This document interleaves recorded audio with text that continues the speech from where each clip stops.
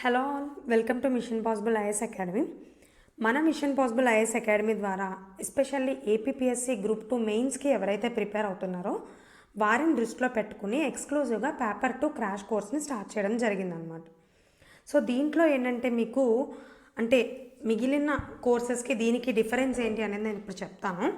ఈ కోర్సులో మీకు డైలీ క్లాసెస్ రావడంతో పాటుగా ఆ క్లాసెస్కి సంబంధించినటువంటి స్టడీ మెటీరియల్ని కూడా మీకు చదువుకోవడానికి చాలా వీలుగా ఇమేజెస్తో, మ్యాప్స్తో, అలాగే చార్ట్లతో ఇవ్వడం జరుగుతుందన్నమాట. క్లాసెస్ వస్తాయి, మీకు స్టడీ మెటీరియల్ వస్తుంది. దాంతోపాటుగా సపోజ్ ఈరోజు ఒక టాపిక్ క్లాస్ జరిగిందనుకోండి, ఆ టాపిక్కి సంబంధించి ఆ యూనిట్కి సంబంధించి నెక్స్ట్ డేనే మీకు టెస్ట్ కూడా కండక్ట్ చేయడం జరుగుతుందన్నమాట. ఫర్ ఎగ్జాంపుల్ ఇప్పుడు మనం 5-year ప్లాన్స్ గురించి చెప్పుకున్నట్లయితే క్లాస్ కనుక దాని మీద మీకు క్లాస్తో పాటు క్లాస్ ఇచ్చిన రోజే పీడిఎఫ్ కూడా ఇవ్వడం జరుగుతుంది. అండ్ నెక్స్ట్ డే మీరు క్లాస్ విని చదువుకున్న తర్వాత అదే టాపిక్ మీద మీకు టెస్ట్ని కూడా కండక్ట్ చేయడం జరుగుతుందన్నమాట. అండ్ దీంట్లో ఉన్నటువంటి ఇంకొక అడ్వాంటేజ్ ఏంటంటే జనరల్గా మీరు టెస్ట్ సిరీస్లు కానీ మెంటర్షిప్లు కానీ వీటికైతే ఒక షెడ్యూల్ అనేది ముందుగానే ఇవ్వడం అనేది చూసుంటారు. బట్ ఇక్కడ మన ప్రోగ్రాంలో ఏంటంటే ఈ క్రాష్ కోర్స్లో మీకు క్లాసులు కూడా ముందుగానే షెడ్యూల్ అనేది ఇవ్వడం జరుగుతుందన్నమాట. సో ఎగ్జామ్కి ఇంకా 3 months అనేది ఎలా అయినా టైం ఉంటుంది కాబట్టి ఈ 3 monthsలో ఏ రోజు మీకు ఏ క్లాస్ వస్తుంది, ఏ రోజు ఏ టెస్ట్ జరుగుతుంది అనేటువంటిది ముందుగానే 3 months షెడ్యూల్ ఇవ్వడం జరుగుతుంది. సో దానికి తగినట్లుగా మీకు ఇక్కడ మనకి economy, Indian economy, AP economy, అలాగే science and technology, ecology and environment, వీటిని ఏదైతే సిలబస్లో ఇచ్చారో వాటిలో ఉన్నటువంటి యూనిట్లన్నీ కవర్ చేస్తూనే లాస్ట్ 1.5 yearగా ఉన్నటువంటి కరెంట్ ఇష్యూస్ ఏవైతే ఉన్నాయో స్పెసిఫిక్గా ఈ 4 టాపిక్స్కి, ఈ 4 సబ్జెక్టులకి సంబంధించి ఆ కరెంట్ అప్డేట్స్ని కూడా మీకు అందించడం జరుగుతుందన్నమాట. ఆ కరెంట్ అఫైర్స్ క్లాసెస్ కూడా విడిగా ఇవ్వడం జరుగుతుంది. ఓకే, దానికి సంబంధించినటువంటి లాస్ట్ 1 yearగా జరిగినటువంటి ఎకానమీ, సైన్స్ అండ్ టెక్నాలజీ వీటికి సంబంధించిన పీడిఎఫ్స్ని కూడా మీకు అందించడం జరుగుతుంది. అండ్ కరెంట్ అఫైర్స్కి సంబంధించి ఈ సబ్జెక్ట్స్లో వాటికి కూడా టెస్టులు కూడా కండక్ట్ చేయడం జరుగుతుందన్నమాట. ఒకవేళ ఎగ్జామ్ డేట్ కనుక అటు ఇటు అయితే కనుక దానికి తగ్గినట్టుగానే మీకు మళ్ళీ రీషెడ్యూల్ కూడా చేయడం జరుగుతుంది. ఒకవేళ కొంతమంది ఎగ్జామ్ ముందు పెట్టేస్తే ఏంటి అనేటువంటి డౌట్ కొంతమందికి రావచ్చు. నవంబర్ వరకు అయితే ఖచ్చితంగా ఎగ్జామ్ అయితే జరగదు. సో నవంబర్ లోపే మనకి సిలబస్ అంతా అయితే కంప్లీట్ అయిపోతుంది.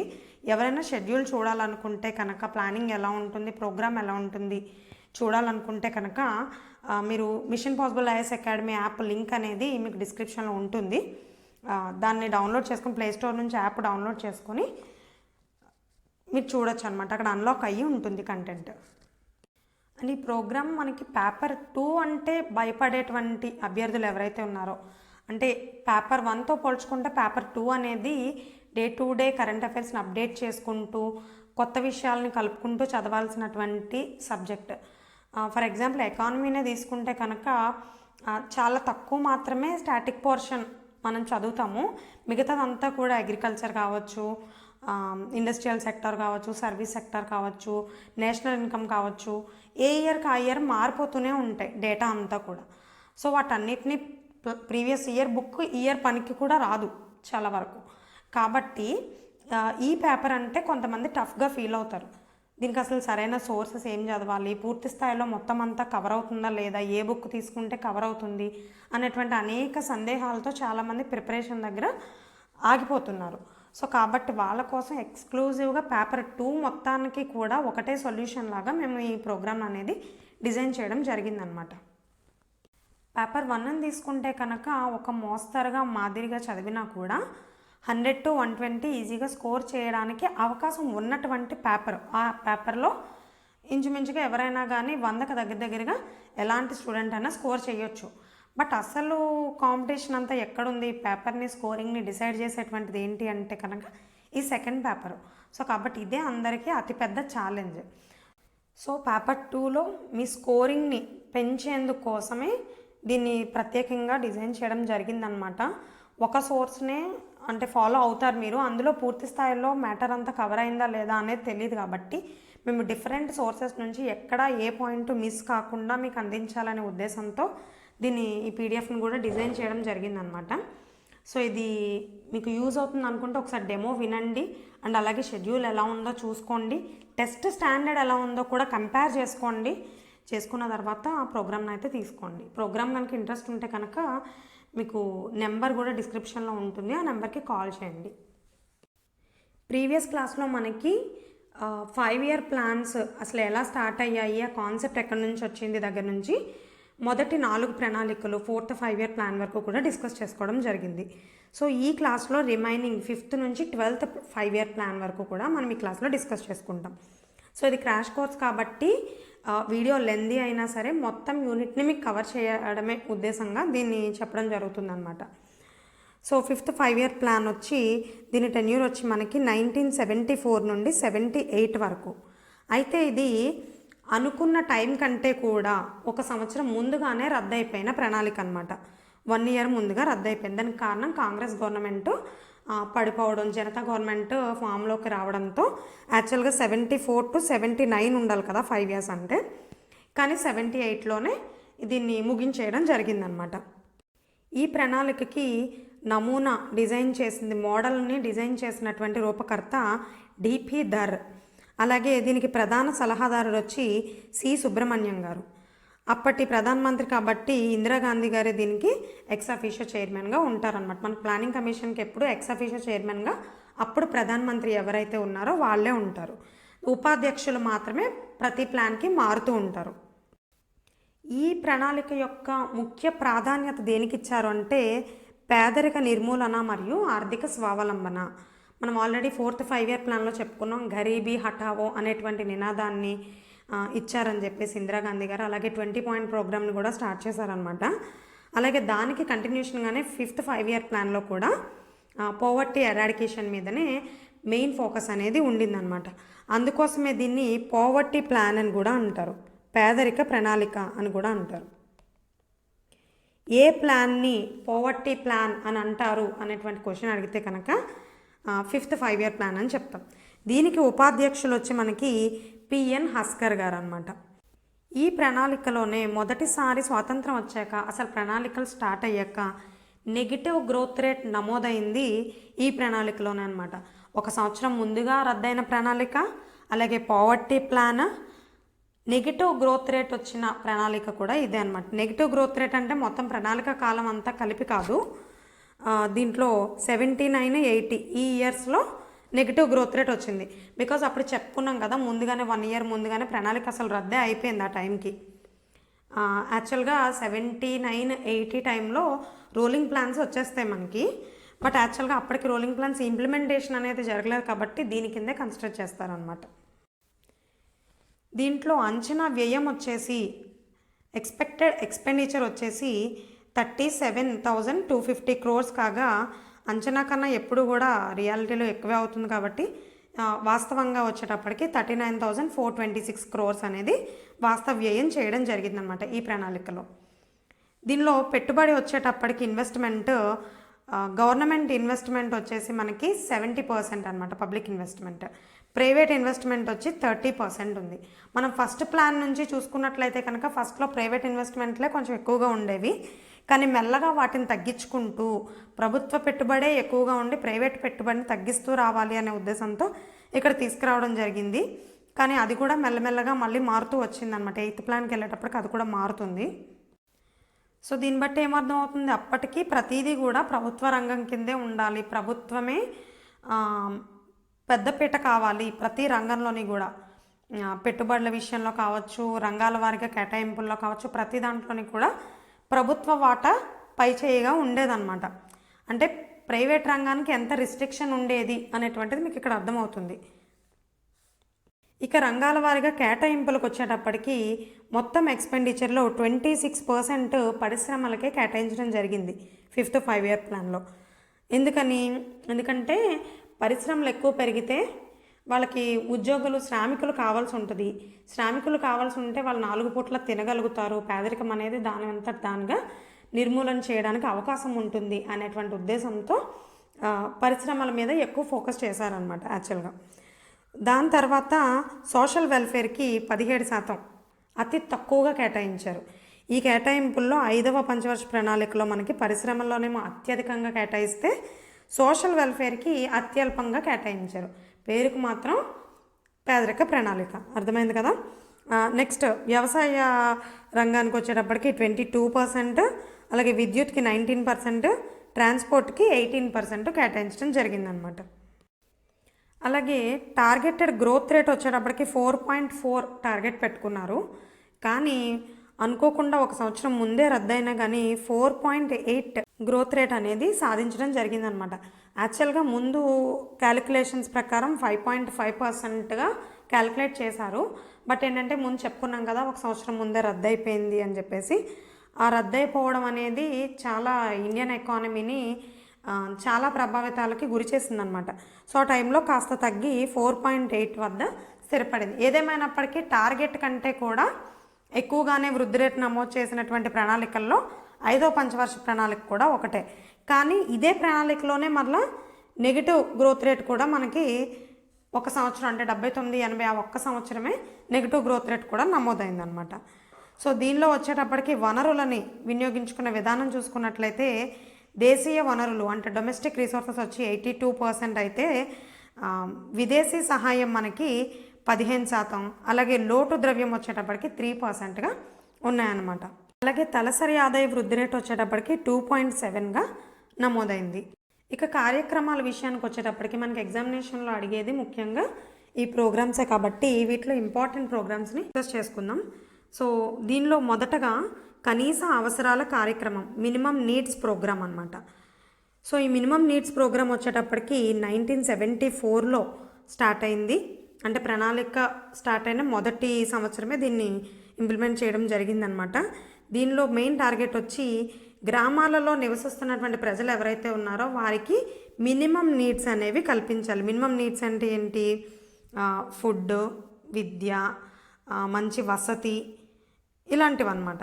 సో ఈ బేసిక్ ఎమ్యూనిటీస్ ఏవైతే ఉన్నాయో వీటిని కల్పించేందుకోసమే ఉద్దేశించినటువంటి ప్రోగ్రామ్ అనమాట. సో దీనిలో మనకి సాగునీరు, తాగునీరు, విద్య, స్వేచ్ఛ మొదలైన అన్ని సౌకర్యాలు కూడా ఉంటాయి. ఈ సౌకర్యాలన్నింటినీ కూడా ఉచితంగా అందించడం ద్వారా పేదరిక నిర్మూలన అనేది సాధ్యమవుతుంది అనే ఉద్దేశంతో ఈ ప్రోగ్రామ్ని స్టార్ట్ చేశారు. నెక్స్ట్ మరొక మైల్ స్టోన్ వచ్చి ఇండియన్ ఎకానమీలో రీజనల్ రూరల్ బ్యాంక్స్, గ్రామీణ బ్యాంకుల ఏర్పాటు. ఏ కమిటీ సిఫార్సు మేరకు అంటే సరయు మరియు నరసింహం కమిటీ సిఫార్సు మేరకు. ఇద్దరు కూడా సిఫార్సు చేశారనమాట. కొన్నిసార్లు ఎగ్జామినేషన్లో నరసింహం కమిటీ అని మాత్రమే ఇస్తుంటారు ఆప్షన్స్లో. ఒకవేళ అలా ఇచ్చినా, సరయు కమిటీ అని ఇచ్చినా, లేదు ఈ రెండు కూడా ఆప్షన్స్లో కనబడితే రెండింటినీ కూడా మీరు టిక్ చేసుకోవచ్చు అనమాట. 1975 అక్టోబర్ 2న మొదటిసారిగా మనకి గ్రామీణ బ్యాంకులను ఏర్పాటు చేయడం జరిగిందనమాట. సో గ్రామాలలో ఈ బ్యాంకింగ్ సేవల్ని విస్తరించాలి. అప్పటి వరకు ఏదైతే పట్టణాలకు మాత్రమే ఈ పొదుపు చేసుకోవడాలు, ఈ సేవింగ్స్ ఇవన్నీ కూడా పరిమితం అయ్యాయో, లోన్లు తీసుకోవడాలు ఇవన్నీ, వీటిని గ్రామ స్థాయిలో కూడా తీసుకురావాలి అనేటువంటి ఒక చక్కటి ఉద్దేశంతో దీన్ని ఈ కమిటీల సిఫార్సు మేరకు తీసుకురావడం జరిగింది. మొదట అక్టోబర్ 2న 1975లో స్టార్ట్ చేసినప్పుడు 5 గ్రామీణ బ్యాంకులతో దీన్ని స్టార్ట్ చేయడం జరిగింది. అలాగే మరొక ప్రోగ్రాం వచ్చి ITDS, integrated tribal development agency. ప్రతి గిరిజన ప్రాంతంలోని కూడా వాళ్ళకి సంబంధించిన జోన్కి సంబంధించి ఇప్పుడు ఒక రాష్ట్రంలో తీసుకుంటే ఈ రాష్ట్రానికి ఇన్ని ITDAలు అని ఉంటాయి. అక్కడ ఉన్న గిరిజన పాపులేషన్ని బట్టి కొన్ని గ్రామాలను కలిపి ఒక ITDA పరిధిలోకి తీసుకురావడం జరుగుతుంది, లేదా కొన్ని జిల్లాలను కలిపి ఒక ITDA పరిధిలోకి తీసుకురావడం జరుగుతుంది. దీన్ని 1975లో స్థాపించారు. దీని మెయిన్ మోటో ఏంటి అంటే గిరిజన ప్రాంతాల యొక్క అభివృద్ధి, గిరిజన తెగల యొక్క అభివృద్ధి, వాళ్ళ కల్చర్ని, విద్యని, ఆరోగ్యాన్ని ఇవన్నిటిని అందించడం, వాళ్ళ కల్చర్ని, అలాగే జీవనోపాధికి సంబంధించినటువంటి వాళ్ళు పండించినవి కానీ, వాళ్ళు తయారు చేసినటువంటివి కానీ, వాటిని సేల్ చేయడానికి కానీ ఈ ITDAలు అనేటువంటివి ప్రధాన పాత్ర పోషిస్తాయి అన్నమాట. అలాగే ICDS పథకం, ఇంటిగ్రేటెడ్ చైల్డ్ డెవలప్మెంట్ స్కీమ్స్. మీరు అంగన్వాడీలు అనేటువంటిది వినే ఉంటారు. ప్రతి ఊర్లోని కూడా 4-5 అంగన్వాడీలు అనేవి ఉంటాయి. జనాభాకి బట్టి ఇన్ని ఇళ్ళకి 1000 ఇళ్ళకు ఒక అంగన్వాడీ సెంటర్ చొప్పున ఇస్తూ ఉంటారు. సో అలాంటి అంగన్వాడీలన్నిటికీ యాక్చువల్గా దాని ప్రాజెక్ట్ వచ్చేసి ఇంటిగ్రేటెడ్ చైల్డ్ డెవలప్మెంట్ స్కీమ్ అనమాట. ఈ ఐసిడిఎస్ అనేటువంటి ప్రాజెక్టులుగా విభజించడం జరుగుతుందన్నమాట. కొన్ని మండలాలను కలిపి ఒక ప్రాజెక్టుగా తీసుకుంటారు. వాటిని మళ్ళీ సెక్టార్స్గా డివైడ్ చేస్తారు. ఒక మండలంలో ఒక సెక్టారు లేదా 2 సెక్టార్లు ఉంటాయి అన్నమాట. సో ఈ ప్రోగ్రామ్ను కూడా 1975 అక్టోబర్ 2న ప్రారంభించడం జరిగింది. దీనిలో ప్రధానంగా ఏంటంటే 0 నుంచి 6 సంవత్సరాలలోపు పిల్లలు, గర్భిణీ స్త్రీలు, బాలింతలు, అలాగే రీసెంట్గా అయితే దాన్ని ఎక్స్టెన్షన్ చేస్తూ కిషోరి బాలికలు అంటే టీనేజ్ గర్ల్స్ ఎవరైతే ఉన్నారో అడాల్సెంట్ గర్ల్స్ వీళ్ళకి, next HIV patients, tuberculosis patients, ఇలా ఎవరైతే దీర్ఘకాలిక వ్యాధులతో బాధపడుతున్నారో వీళ్ళందరికీ కూడా పోషకాహారాన్ని అందించడం, మాల్ న్యూట్రిషన్ని, పోషకాహార లోపాన్ని నిర్మూలించడం కోసం అని చెప్పేసి ఈ పథకాన్ని తీసుకురావడం జరిగిందనమాట. ఇది దేశవ్యాప్తంగా ప్రతి చోట కూడా ఉంటాయి అంగన్వాడీ సెంటర్స్ అనేవి. అయితే వీళ్ళకి ఇచ్చే శాలరీస్ మాత్రం అంటే ఈ ప్రాజెక్ట్స్ రన్ అవ్వడానికి ఖర్చు పెట్టే ఇది మాత్రం కేంద్రం ఎక్కువగా ఖర్చు పెడుతుంది, రాష్ట్రాల వాటా తక్కువగా ఉంటుందన్నమాట. 70-30 రేషియోలో ఖర్చు పెడతాయి. యాక్చువల్గా ఈ పథకం అమలులో ఆంధ్రప్రదేశ్ ఉత్తమ రాష్ట్రంగా పేరు పొందిందనమాట. ఎందుకంటే దీంతో పాటు కేంద్రం ఇచ్చే నిధులతో పాటు ఆంధ్రప్రదేశ్లో కూడా పోషక అభియాన్ కార్యక్రమం అనేది బాగా ఇంప్లిమెంట్ చేయడం జరుగుతుందన్నమాట. దానిలో స్టేట్ గవర్నమెంట్ కూడా కొంత ఇది చేయడం జరుగుతుందన్నమాట. సరుకులు అవి కూడా ఇంతకు ముందుతో పోల్చుకుంటే ఒకప్పుడు జస్ట్ దీన్ని ఉప్మా బడి అని పిలిచేవాళ్ళు అంగన్వాడీస్ని. ఒకరోజు ఉప్మా, ఒకరోజు పొంగల్, ఒకరోజు స్వీట్ పొంగల్ చేసేవాళ్ళు 3 రోజులు వరుసగా, మళ్ళీ అదే రిపీట్ అయ్యేది. బట్ ఇప్పుడు అలా కాకుండా అన్ని రకాల న్యూట్రిషన్స్ కూడా వీళ్ళకి అందాలి అని చెప్పి ఆకుకూరల నుంచి ప్రతి వెజిటేబుల్ కూడా ఇస్తూ, ఎగ్స్, పాలు ఇవన్నీ కూడా ఇస్తూ కూడా కాల్షియము, ప్రోటీను అన్నీ అందే విధంగా సమపాళ్లలో చర్యలు తీసుకుంటున్నారనమాట. సో కాబట్టి దాంట్లో ఆంధ్రప్రదేశ్ అనేటువంటిది ఉత్తమ రాష్ట్రంగా ఉంది ఐసిడిఎస్ ఇంప్లిమెంటేషన్లో. నెక్స్ట్ సామాజిక అడవుల కార్యక్రమం. దీన్ని 1976లో స్టార్ట్ చేశారు. కమ్యూనిటీ ఫారెస్ట్ ప్రోగ్రామ్ అనమాట. కమ్యూనిటీ ఫారెస్ట్ అంటే ఏంటి? మన చుట్టుపక్కల మన వాతావరణంలోనే ఒక ఏరియా ఏదైతే గవర్నమెంట్ ల్యాండ్, పొరంబోక్ ల్యాండ్స్ ఉంటాయి కదా, సో అటువంటి ల్యాండ్ని ఏం చేస్తారంటే సోషల్ ఫారెస్ట్రీకి ఉపయోగించడం జరుగుతుందన్నమాట. సో దీంట్లో 2 రకాల ప్రయోజనాలు ఉన్నాయి. ఒకటి, అడవుల పెంపకం ద్వారా పర్యావరణ పరిరక్షణ జరుగుతుంది. రెండోది, ఈ మొక్కలు నాటే కార్యక్రమం ఏమైతే ఉందో దీని ద్వారా గ్రామాల్లో అన్ఎంప్లాయిడ్ పీపుల్ ఎవరైతే ఉన్నారో వారికి ఉపాధిని, గ్రామీణ ఉపాధిని కల్పించడం కూడా జరుగుతుందన్నమాట. వీటిని సంరక్షించడం, రోజు నీళ్లు పోయడం, లేదంటే పిచ్చి మొక్కలు ఏమన్నా ఉంటే వాటిని తీసేయడం, మొక్కలు నాటించడం, ఇలాంటి వాటి ద్వారా.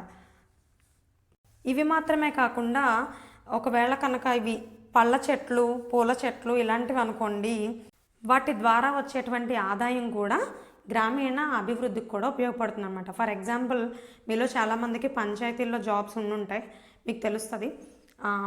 గవర్నమెంట్ ల్యాండ్స్లో ఉండేటువంటి కొబ్బరి చెట్లు కానీ ఇవి కానీ వీటిని వేలంపాటలు వేస్తూ ఉంటారనమాట. సో వేలంపాట పాడుకోవడం ద్వారా ఆ సంవత్సరం ఏదైతే కొబ్బరి గవర్నమెంట్ చెట్ల నుంచి వచ్చిందో అదంతా కూడా పాట పాడుకున్నాయని తీసుకుంటాడు. కానీ ఇన్ని సంవత్సరాల వరకు అతను లీజుకి తీసుకున్నందుకు గవర్నమెంట్కి అమౌంట్ కడుతూ ఉంటారనమాట. సో ఆ రకంగా కూడా ఆదాయాన్ని కూడా సమకూర్చుకుంటూ ఉంటాయి పంచాయతీలు. మరొక ఇంపార్టెంట్ స్కీమ్ వచ్చి మనకి ఫుడ్ ఫర్ వర్క్ అనమాట, పనికి ఆహార పథకం. దీన్ని 1977లో స్టార్ట్ చేయడం జరిగింది.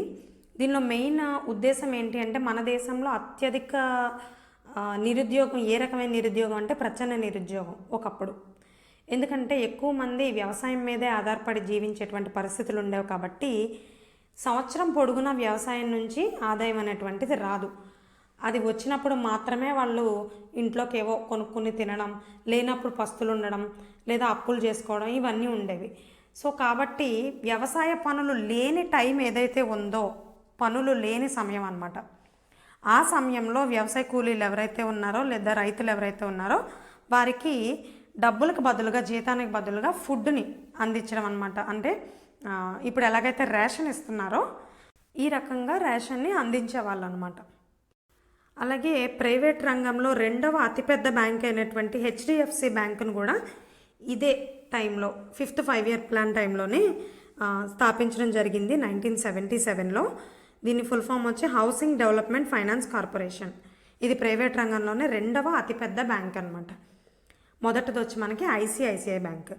సో దీని యొక్క మొదటి ఉద్దేశం ఏంటి అంటే మధ్యతరగతి వాళ్ళు ఎవరైతే ఉన్నారో వీరికి కూడా ఇల్లు కట్టుకోవడానికి, సొంతింటి కలను నిజం చేసుకోవడానికి హౌసింగ్ లోన్స్ అనేవి ఇచ్చేటువంటిది. బట్ ఇప్పుడు హెచ్డిఎఫ్సి సేవల్ని అనేక రంగాలకి విస్తరించడం జరిగిందనుకోండి. మిగతా కమర్షియల్ బ్యాంక్స్ ఏవైతే అన్ని పనులు చేస్తుంటాయో హెచ్డిఎఫ్సి బ్యాంక్ కూడా ఆ సర్వీసెస్ అన్నీ కూడా ప్రొవైడ్ చేస్తుందన్నమాట. మరికొన్ని ప్రోగ్రామ్స్ ఏంటి అంటే అప్పటికే గవర్నమెంట్ మారిందని చెప్పుకున్నాం కదా. సో జనతా గవర్నమెంట్ వచ్చిన తర్వాత జనతా పారిశ్రామిక తీర్మానాన్ని ప్రకటించారనమాట. సో జనతా గవర్నమెంట్ అనగానే మీకు గుర్తు రావాల్సింది ఏంటి అంటే ఎంతసేపు కూడా గ్రామీణ అభివృద్ధి, కుటీర పరిశ్రమలో, చిన్న పరిశ్రమలో చిన్న చిన్న వాళ్ళని పైకి తీసుకురావడం అనేటువంటిది అదే ప్రధాన ధ్యేయంగానే జనతా గవర్నమెంట్ పాలసీస్ అన్నీ కూడా ఉండేవి. సో మీకు జనతా పారిశ్రామిక తీర్మానం అని కనిపించగానే మీకు ఏమర్థం అవ్వాలి, అది ఖచ్చితంగా చిన్న తరహా కుటీర పరిశ్రమలకే ప్రాధాన్యత ఇచ్చిందని అర్థమైపోవాలన్నమాట. అలాగే ఎడారి ప్రాంతాల్లో కూడా ఉపాధిని కల్పించడం కోసం అని చెప్పేసి డిడిపి డెజర్ట్ డెవలప్మెంట్ ప్రోగ్రామ్ని కూడా 1977లో ముందు పైలట్గా 7 రాష్ట్రాల్లో తీసుకురావడం జరిగిందనమాట. 7 రాష్ట్రాల్లో ఉన్నటువంటి 40 డిస్ట్రిక్ట్లో స్టార్ట్ చేశారు. ఈ పైలట్ ప్రాజెక్ట్లో భాగంగానే ఆంధ్రప్రదేశ్ నుంచి అనంతపూర్ డిస్ట్రిక్ట్ని ఎంపిక చేయడం జరిగిందనమాట. ఎందుకంటే ఆంధ్రప్రదేశ్లోని రాయలసీమ రీజన్, ముఖ్యంగా అనంతపూర్ ఏరియాని మనం సెమీ యారిడ్ ఏరియా అని అంటాం అనమాట. అంటే శుష్క భూమి కాబట్టి అక్కడ పంటలు అనేవి తక్కువ పండుతాయి, నీరు నిల్వ ఉండడానికి అవకాశం తక్కువగా ఉంటుందన్నమాట. సో కాబట్టి పూర్తి ఎడారి కాకపోయినా పాక్షిక ఎడారిగా చెప్పొచ్చు అనమాట ఆంధ్రప్రదేశ్లోని అనంతపూర్ డిస్ట్రిక్ట్ని. అలాగే ఈ పథకానికి అయ్యేటువంటి ఖర్చులో 75:25 కేంద్రం మరియు రాష్ట్రాలు ఖర్చు చేస్తాయి అన్నమాట. అలాగే అసైన్డ్ ల్యాండ్స్ యాక్ట్, అసైన్డ్ భూముల చట్టాన్ని కూడా 1977లోనే తీసుకురావడం జరిగింది. ఎందుకని ఈ చట్టాన్ని తీసుకొచ్చారంటే ఏవైతే గవర్నమెంట్ కొన్ని కేటగిరీస్ వాళ్ళకి ల్యాండ్ ఇస్తుందన్నమాట. గవర్నమెంట్ ఎస్సీ ఎస్టీలకి, బాగా ఆర్థికంగా వెనుకబడిన వాళ్ళకి, ఏ ఆధారం లేనటువంటి మహిళలకు కావచ్చు, అలాగే ఎక్స్ సర్వీస్ మ్యాన్కి కావచ్చు, వీళ్ళందరికీ కూడా కొన్ని ప్రత్యేక కేటగిరీల కింద భావించి ల్యాండ్స్ని అనేది ఇస్తూ ఉంటారనమాట. డిఫామ్ పట్టా ఇస్తారనమాట. సో అటువంటి భూముల్ని అసైన్ ల్యాండ్స్ అని అంటారు. గవర్నమెంట్ అసైన్ చేస్తుంది వాళ్ళకి. సో వాటిని మళ్ళీ గవర్నమెంట్ నుంచి తీసుకున్న తర్వాత వారికి వేరే ఇతరత్ర అవసరాల వల్ల ఆ భూముల్ని తనఖా పెట్టడం, లేదంటే వేరే వాళ్ళకి అమ్మేయడం, ఇలాంటివి చేస్తున్నారు. అలాంటివి చెయ్యకుండా ఎవరికైతే భూమి ఇచ్చున్నారో వాళ్ళు అమ్మడానికి వీలు లేకుండా ఈ అసైన్డ్ ల్యాండ్స్ యాక్ట్ అనేటువంటి దాన్ని తీసుకురావడం జరిగిందనమాట. దీని ఉద్దేశం ఏంటి, మళ్ళా వాళ్ళు భూమి అమ్మేస్తే మళ్ళీ వాళ్ళు భూమి లేని వాళ్ళు అయిపోతారు, ఆధారం లేని వాళ్ళు అయిపోతారు కదా. సో మళ్ళీ వాళ్ళు పేదవాళ్ళుగానే వెళ్ళిపోతూ ఉంటారు. సో దాన్ని అరికట్టడం కోసమే ఈ చట్టాన్ని తీసుకురావడం జరిగిందనమాట. అదేవిధంగా 1977లోనే పూరెస్ట్ ఆఫ్ ద పూర్కి ఇచ్చేటువంటి అంత్యోదయ పథకం. అంత్యోదయ అంటే ఇప్పుడు మనకి రేషన్ కార్డ్స్ ఉంటాయి కదా, రేషన్ కార్డులో వైట్ కార్డ్ వినుంటారు. పింక్ కార్డ్ అంటేనేమో గవర్నమెంట్ ఎంప్లాయీస్కి కానీ ఆల్రెడీ భూములు అవన్నీ ఉండి బాగా ఉన్నవాళ్ళు అనుకునే వాళ్ళకి పింక్ కార్డు ఇస్తూ ఉంటారు. అలాగే అంత్యోదయాన్ని, అన్నపూర్ణ అని వైఏపీ, ఏఏపీ కార్డ్స్ అంటాం. వైఏపీ అంటే అంత్యోదయ అన్న యోజన, ఏఏపీ అంటే అన్నపూర్ణ అన్న యోజన. అన్నపూర్ణలో అయితే పేదవాళ్ళకి, బాగా పేదవాళ్ళు అనుకునేటువంటి వాళ్ళకి 25 kgs ఇస్తారనమాట. వైఏపీలో ఏంటంటే కుటుంబ పెద్ద కనుక లేకపోతే కుటుంబ యజమాని కనుక చనిపోయినట్లయితే ఒంటరిగా ఉన్నటువంటి మహిళ కానీ లేదా వికలాంగులు కనుక ఇంటికి యజమానులుగా ఉన్నట్లయితే, ఇంటి యజమాని దివ్యాంగులైతే కనుక వారికి 35 kilos ఇచ్చేటువంటి 35 kilos గ్రెయిన్స్ ఇస్తారనమాట. సో ఆ కార్డుని అంత్యోదయ కార్డు అంటారు. వీళ్ళని పూరెస్ట్ ఆఫ్ ద పూర్ కేటగిరీగా చెప్తారనమాట. సో దీన్ని పైలట్గా రాజస్థాన్లో ప్రారంభించారు 1977లో. ఆ తర్వాత దీన్ని 2000 నుంచి అంత్యోదయ అన్న యోజన అనేటువంటి పేరుగా పిలుస్తున్నారు. నెక్స్ట్ నిరంతర ప్రణాళికలు, రోలింగ్ ప్లాన్స్. ఏంటి రోలింగ్ ప్లాన్స్? 5 year ప్లాన్స్ చెప్పుకున్నాం, అంతకుముందు యాన్యువల్ ప్లాన్స్ కూడా చెప్పుకున్నాం. 5 year టార్గెట్ లేకుండా 1 year టార్గెట్ పెట్టుకుంటే దాన్ని యాన్యువల్ ప్లాన్ అంటాం. ఏ ఇయర్కి ఆ ఇయర్ టార్గెట్స్ మారిపోతుంటాయి. మరి నిరంతర ప్రణాళికలు అంటే ఏంటి అంటే కనుక దీనిలో కూడా టార్గెట్ 5 years ఉంటుంది. కానీ 1 year నుంచి, ఫర్ ఎగ్జాంపుల్ 1978 నుంచి 1983 వరకు 5 ఇయర్స్ టార్గెట్ పెట్టుకున్నారు. 1 ఇయర్ గడిచిపోయింది, 79 వచ్చింది అనుకోండి. మళ్ళీ 1979 నుంచి 1984 వరకు 5 ఇయర్స్ టార్గెట్ ఉంటుంది. అంటే గడిచిపోయిన ఇయర్ని వదిలేస్తూ రాబోయే ఇయర్ని ఇంకో ఇయర్ని యాడ్ చేస్తూ ప్లస్ చేస్తూ ఎప్పుడూ 5 ఇయర్ టార్గెట్ అనేది ఉంటూనే, టార్గెట్స్ పెంచుకుంటూనే ఉండేటువంటి ప్లాన్స్ని ఒక సర్కిల్లా తిరుగుతూ ఉంటుంది అనమాట, సైకిల్లాగా. సో కాబట్టి దీన్ని రోలింగ్ ప్లాన్స్ అంటారు. ఓకే, వీటిని ప్రవేశపెట్టింది వచ్చి మనకి మొరార్జీ దేశాయ్ గారు, అప్పటి జనతా గవర్నమెంట్ యొక్క ప్రైమ్ మినిస్టర్ అనమాట ఈయన మొరార్జీ దేశాయ్ గారు. ఈయన ఆ టైంలో ప్రణాళిక యొక్క ఉపాధ్యక్షుడు వచ్చేసి లక్డావాలా గారు. లక్డావాలా గారు ఒక గొప్ప ఆర్థికవేత్త అనమాట, చాలా తెలివైనటువంటి నిర్ణయాలు తీసుకున్నటువంటి అప్పటి ఆర్థికవేత్తల్లో లక్డావాలా గారి పేరు కూడా మనకు వినపడుతూ ఉంటుంది. సో అటువంటి వ్యక్తిని ఈయన ఉపాధ్యక్షుడిగా నియమించుకున్నారు. అలాగే భారతదేశంలో నిరంతర ప్రణాళికల రోలింగ్ ప్లాన్స్ రూపశిల్పి లేదా రూపకర్త ఎవరు అనంటే లక్డావాలా అనే అంటారనమాట. స్వీడన్ దేశస్థుడైనటువంటి గున్నార్ మిర్దాల్ అనేటువంటి ఆయన ఏషియన్ డ్రామా అనేటువంటి బుక్లో ఈ టైప్ ఆఫ్ ప్లానింగ్ గురించి రాయడం జరిగిందనమాట. సో దానికి ఇన్స్పైర్ అయ్యి ఈ మన మొరార్జీ దేశాయ్ గారు ఈ రోలింగ్ ప్లాన్స్ అనేటువంటి వాటిని ప్రవేశపెట్టారు. వీటిని మొదట ప్రవేశపెట్టిన దేశం వచ్చేసి నెదర్లాండ్స్. ఇందాక ఆల్రెడీ మనం చెప్పుకున్నాం నిరంతర ప్రణాళికలు అంటే ఏంటని. గడిచిన సంవత్సరాన్ని వదిలేస్తూ రాబోయే ఇంకొక సంవత్సరాన్ని కలుపుతూ ఎప్పుడు చూసినా 5 ఇయర్స్ టార్గెట్ అనేది ఉంటూనే ఉంటుందన్నమాట. ఎప్పుడు 5 ఏళ్ల టార్గెట్ ఉంటుంది. ఎందుకంటే ఇప్పుడు ఈ మోడల్ని ఎందుకు చూస్ చేసుకున్నారంటే గతంలో చెప్పుకున్నటువంటి 5 ఇయర్ ప్లాన్స్ కనుక మనం చూసుకుంటే ముందుగానే 5 ఇయర్స్ టార్గెట్ ముందే ఫిక్స్ చేసేసుకుంటారు. ఆ టార్గెట్కి మాత్రమే వర్క్ చేస్తూ ఉంటారు. అది ప్లస్ అవ్వచ్చు లేదా మైనస్ అవ్వచ్చు, టార్గెట్స్ మాత్రం ఈ 5 ఇయర్స్లో కంప్లీట్ చేసేయాలి అనేదే పెట్టుకుంటారు. సో ఈ మధ్యలో ఏదన్నా జరగవచ్చు. ఫర్ ఎగ్జాంపుల్ మనం థర్డ్ ప్లాన్నే తీసుకున్నట్లయితే కనుక మధ్యలో మనకి 2 యుద్ధాలు జరిగాయి, 2 ప్రధానమంత్రులు చనిపోయారు, ఇలా రకరకాల కారణాలు వచ్చాయి, కరువు సంభవించింది, కొన్ని అన్ఎక్స్పెక్టెడ్ ఈవెంట్స్ జరగవచ్చు. అప్పుడు మనం ఆల్రెడీ పెట్టుకున్న టార్గెట్ని మార్చలేకపోవచ్చు. ఈ 5 ఇయర్స్కి ఇదే టార్గెట్ పెట్టుకుంటే కొన్నిసార్లు అది మన చేతిలో ఉండదు. అదే ఈ నిరంతర ప్రణాళికల ద్వారా ఏంటి అంటే ఎప్పటికప్పుడు దేశ కాలమాన పరిస్థితులకు అనుగుణంగా, మారుతున్నటువంటి టైంకి అనుగుణంగా, మారుతున్నటువంటి అప్గ్రేడేషన్కి అనుగుణంగా టార్గెట్స్ని ఏ సంవత్సరానికి ఆ సంవత్సరం మార్చుకుంటూ ఉంటారు. అలాగే ప్రతి 5 ఏళ్లకి టార్గెట్ ఎప్పుడూ కనిపిస్తూనే ఉంటుందన్నమాట. ఇలా అప్గ్రేడ్ చేసుకునే విధానాన్నే రోలింగ్ ప్లాన్స్ అంటారు. వీటికే మరొక పేరు బంగారు ప్రణాళికలు అని కూడా అంటారు, గోల్డెన్ ప్లాన్స్ అని కూడా అంటారనమాట. వీటిని ఈజీగా అర్థం అవ్వాలంటే ఇక్కడ చూడండి. ఫస్ట్ టార్గెట్ స్టార్ట్ చేసినప్పుడు 78 to 83 పెట్టుకున్నారు. ఆ నెక్స్ట్ ఇయర్ 79 to 84, తర్వాత 80 to 85, 81 to 86, 82 to 87. అంటే గడిచిపోయిన ఇయర్ని వదిలేస్తున్నారు, రాబోయే ఇయర్ని ఇంకో దాన్ని కలుపుకుంటున్నారు. అది అయితే ఇది అనుకున్నట్టు 5 ఏళ్ళు కూడా కంప్లీట్ కాలేదు. జస్ట్ ఇవి మొరార్జీ దేశాయ్ గారి టైంలో ఒక 2 సంవత్సరాలు మాత్రమే అమల్లో ఉండడం జరిగింది. వెంటనే మళ్ళీ 2 ఇయర్స్కే ఇందిరాగాంధీ గారి గవర్నమెంట్ మళ్ళీ వచ్చేయడంతో ఆవిడ పాత మోడల్లోనే 5 ఇయర్ ప్లాన్స్ని కంటిన్యూ చేశారనమాట. సో కాబట్టి 78 to 80 వరకు మాత్రమే రోలింగ్ ప్లాన్స్ అనేవి అమల్లో ఉన్నాయి. సో మనం ముందుగానే చెప్పుకున్నాం, జనతా గవర్నమెంట్ అంటేనే రూరల్ ఏరియా, రూరల్ డెవలప్మెంట్, చిన్న మధ్య తరహా పరిశ్రమలు, వీటికి సంబంధించి అంతా ఉంటుంది. సో ఈ రోలింగ్ ప్లాన్స్లో కూడా మనకు అంతా అవే కనిపిస్తాయి. జిల్లా పారిశ్రామిక కేంద్రాలు, డిస్ట్రిక్ట్ ఇండస్ట్రియల్ సెంటర్స్. సో ఈ డిస్ట్రిక్ట్ ఇండస్ట్రియల్ సెంటర్స్ అనేటువంటి వాటిని స్థాపించి అక్కడ ట్రైనింగ్ ఇచ్చి, ఎవరైతే అన్స్కిల్డ్ వాళ్ళు ఉన్నారో వాళ్ళకి ట్రైనింగ్ ఇప్పించి, అలాగే బ్యాంకుల నుంచి వాళ్ళకి స్టార్టప్లు పెట్టడానికి రుణాలు కూడా అందించి, వాటికి కావాల్సిన అనుమతులు ఏవైతే ఉన్నాయో వాటన్నిటినీ కూడా అందించడం అనేటువంటి అన్ని రకాల కార్యక్రమాలు కూడా ఈ డిఐసీలు చేస్తూ ఉంటాయి అన్నమాట.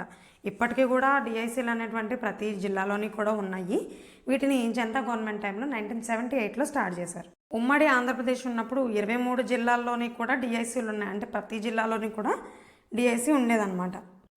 అలాగే పరిశ్రమలకి ఈ ఆర్థిక సహాయం, అనుమతులు ఇవి మాత్రమే కాకుండా ఎలా అభివృద్ధి చేసుకోవాలి వాళ్ళ పరిశ్రమల్ని, తద్వారా గవర్నమెంట్కి ఆదాయాన్ని ఎలా సమకూర్చాలి, వాళ్ళకి వాళ్ళ ఆదాయాన్ని ఎలా సమకూర్చుకోగలగాలి, ఆర్థిక అభివృద్ధికి అవి ఎలా దోహదపడాలి అనేటువంటి సలహాలని సూచనలని కూడా ఇప్పుడు అన్నదాత కార్యక్రమం ఎలా ఇస్తుంది రైతులకి, ఆ టైప్లో డిఐసీలు ఈ పారిశ్రామికవేత్తలకి ఈ సలహాలు అనేటువంటివి కూడా అందిస్తాయి అన్నమాట. అలాగే రూరల్ డెవలప్మెంట్ కోసం అని చెప్పేసి అన్ని రకాలుగా, అంటే ఇప్పుడు ఇంతకుముందు ప్లాన్స్లో మనం డిస్కస్ చేసుకునేటప్పుడు ఎంప్లాయ్మెంట్ కోసం కొన్ని స్కీమ్స్, అలాగే పోవర్టీ ఎరాడికేషన్ కోసం కొన్ని స్కీమ్స్, ఫుడ్ కోసం కొన్ని స్కీమ్స్, ఎడ్యుకేషన్ కోసం కొన్ని, ఇలా రకరకాలుగా ఉన్నాయి కదా మనకి. అయితే ఇవన్నిటినీ కూడా ఇంటిగ్రేట్ చేస్తూ అన్ని పథకాలు కాకుండా మొత్తం ఎంటైర్ రూరల్ డెవలప్మెంట్ కోసం ఒకటే పథకం తీసుకొస్తూ IRDP integrated rural development programme అనేటువంటి దాన్ని పైలట్ ప్రాజెక్ట్ కింద 2300 బ్లాక్స్లో 1978లో జనతా గవర్నమెంట్ తీసుకొచ్చింది. దాన్ని 1980లో అక్టోబర్ 2న దేశవ్యాప్తంగా 5011 బ్లాక్స్లో ఇంప్లిమెంట్ చేయడం జరిగిందనమాట. ముఖ్య ఉద్దేశం ఏంటి అంటే అన్ని రకాలుగాని గ్రామీణ అభివృద్ధిని చేయడం ద్వారానే గ్రామాల్లో పేదరికం అనేది లేకుండా చేయొచ్చు, వలసలను అరికట్టవచ్చు అనేటువంటిది దీని యొక్క ముఖ్య ఉద్దేశం. అలాగే గ్రామీణ యువత ఎవరైతే ఉన్నారో వారి కోసం ట్రైజమ్ అనేటువంటి ప్రోగ్రామ్ని కూడా తీసుకురావడం జరిగింది. Training for rural youth self employment, అంటే వీళ్ళకి వృత్తి నైపుణ్యాన్ని కల్పించేటువంటి స్కిల్ ఏదైతే ఉందో, ఫర్ ఎగ్జాంపుల్ మనం ఇప్పుడు ఐటీఐ చదువుతూ ఉంటారు కదా చాలామంది, ఫిట్టింగ్ అని, ఎలక్ట్రీషియన్ అని, ఇవన్నీ ఉంటాయి కదా. సో అటువంటి ఏవైతే స్వయం ఉపాధిని కల్పించుకోగలిగే వృత్తులు ఉన్నాయో వాటికి ట్రైనింగ్ ఇస్తారు. ఏ యువతకి? ఓన్లీ గ్రామీణ యువతకు అనమాట ట్రైజమ్ కార్యక్రమంలో. సో దారిద్ర్య రేఖకు దిగువన ఉన్న వాళ్ళకి, అంటే పోవర్టీ లైన్కి బిలో పోవర్టీ లైన్ ఉన్న వాళ్ళకి, వాళ్ళలో 18 to 35 ఇయర్స్ మధ్యలో ఉన్నటువంటి మిడిల్ ఏజ్ పీపుల్కి ఇది ట్రైనింగ్ ఇస్తూ దాంతోపాటు స్టైఫండ్ కూడా ఇస్తారనమాట ఈ ట్రైనింగ్ పీరియడ్లో. ఈ ట్రైనింగ్ తీసుకున్న తర్వాత వాళ్ళే సెల్ఫ్ ఎంప్లాయ్మెంట్ కల్పించుకునే క్రమంలో వాళ్ళకి ఏదన్నా ఆర్థిక సహాయం అవసరమైతే కనుక సబ్సిడీతో కూడినటువంటి లోన్ ఫెసిలిటీస్ని కూడా DRDA, district rural development agency ద్వారా ప్రొవైడ్ చేయడం జరుగుతుంది.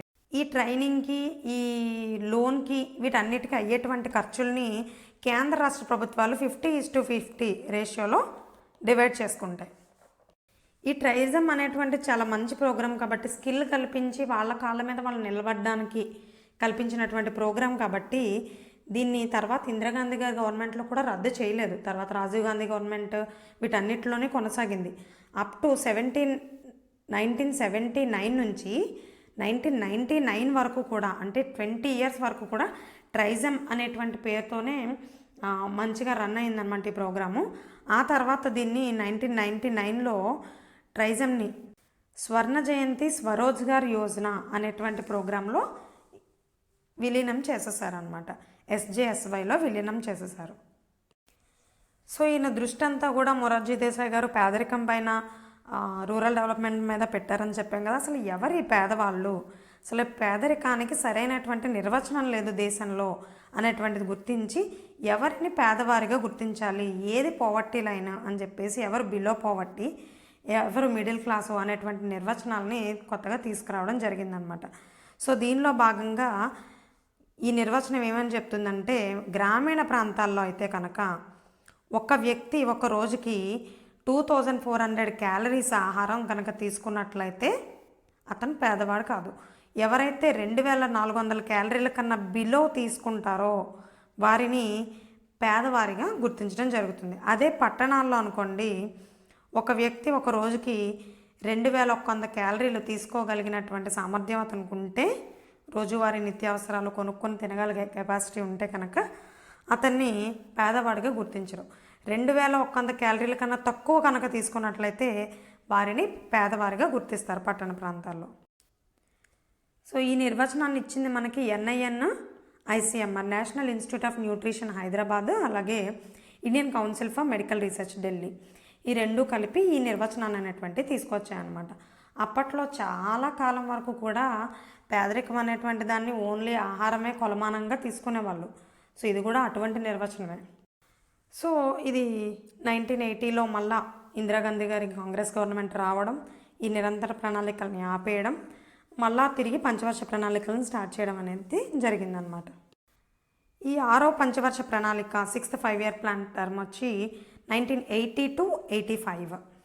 సో ఈ 5 ఏళ్లలో ఇందిరాగాంధీ గారు ఎప్పుడైతే ఒకసారి అధికారం కోల్పోయి ఫస్ట్ టైం స్వతంత్రం వచ్చిన తర్వాత అప్పటి వరకు కాంగ్రెస్సే రాజ్యం వెళ్తూ ఉన్న టైంలో ఈ జనతా గవర్నమెంట్ రావడం, ఈ రూరల్ పాపులేషన్ మీద, రూరల్ పీపుల్ యొక్క ప్రాబ్లమ్స్ మీద జనతా గవర్నమెంట్ ఫైట్ చేయడం, దానికి విశేషమైనటువంటి ప్రజాదరణ రావడం, ఇవన్నీ ఇందిరాగాంధీ గారు గమనించి లేదు మనమే కొంత ఈ ప్లానింగ్ సిస్టమ్ని మార్చాలి, సో లేకపోతే ప్రజలు షిఫ్ట్ అయిపోయేందుకు అవకాశం ఉంటుంది అని చెప్పి అంతకుముందు 5-year ప్లాన్స్ ఏదైతే 5th 5-year ప్లాన్ వరకు ఉన్నాయో అప్పటి వరకు పాటించినటువంటి పద్ధతులు ఏవైతే ఉన్నాయో వాటిని స్వస్తి పలికి 6th 5-year ప్లాన్ నుంచి కొంత మోడిఫికేషన్స్ అనేటువంటివి చాలా గణనీయమైనటువంటి మార్పుల్ని తీసుకొచ్చారనమాట ఇందిరాగాంధీ గారు.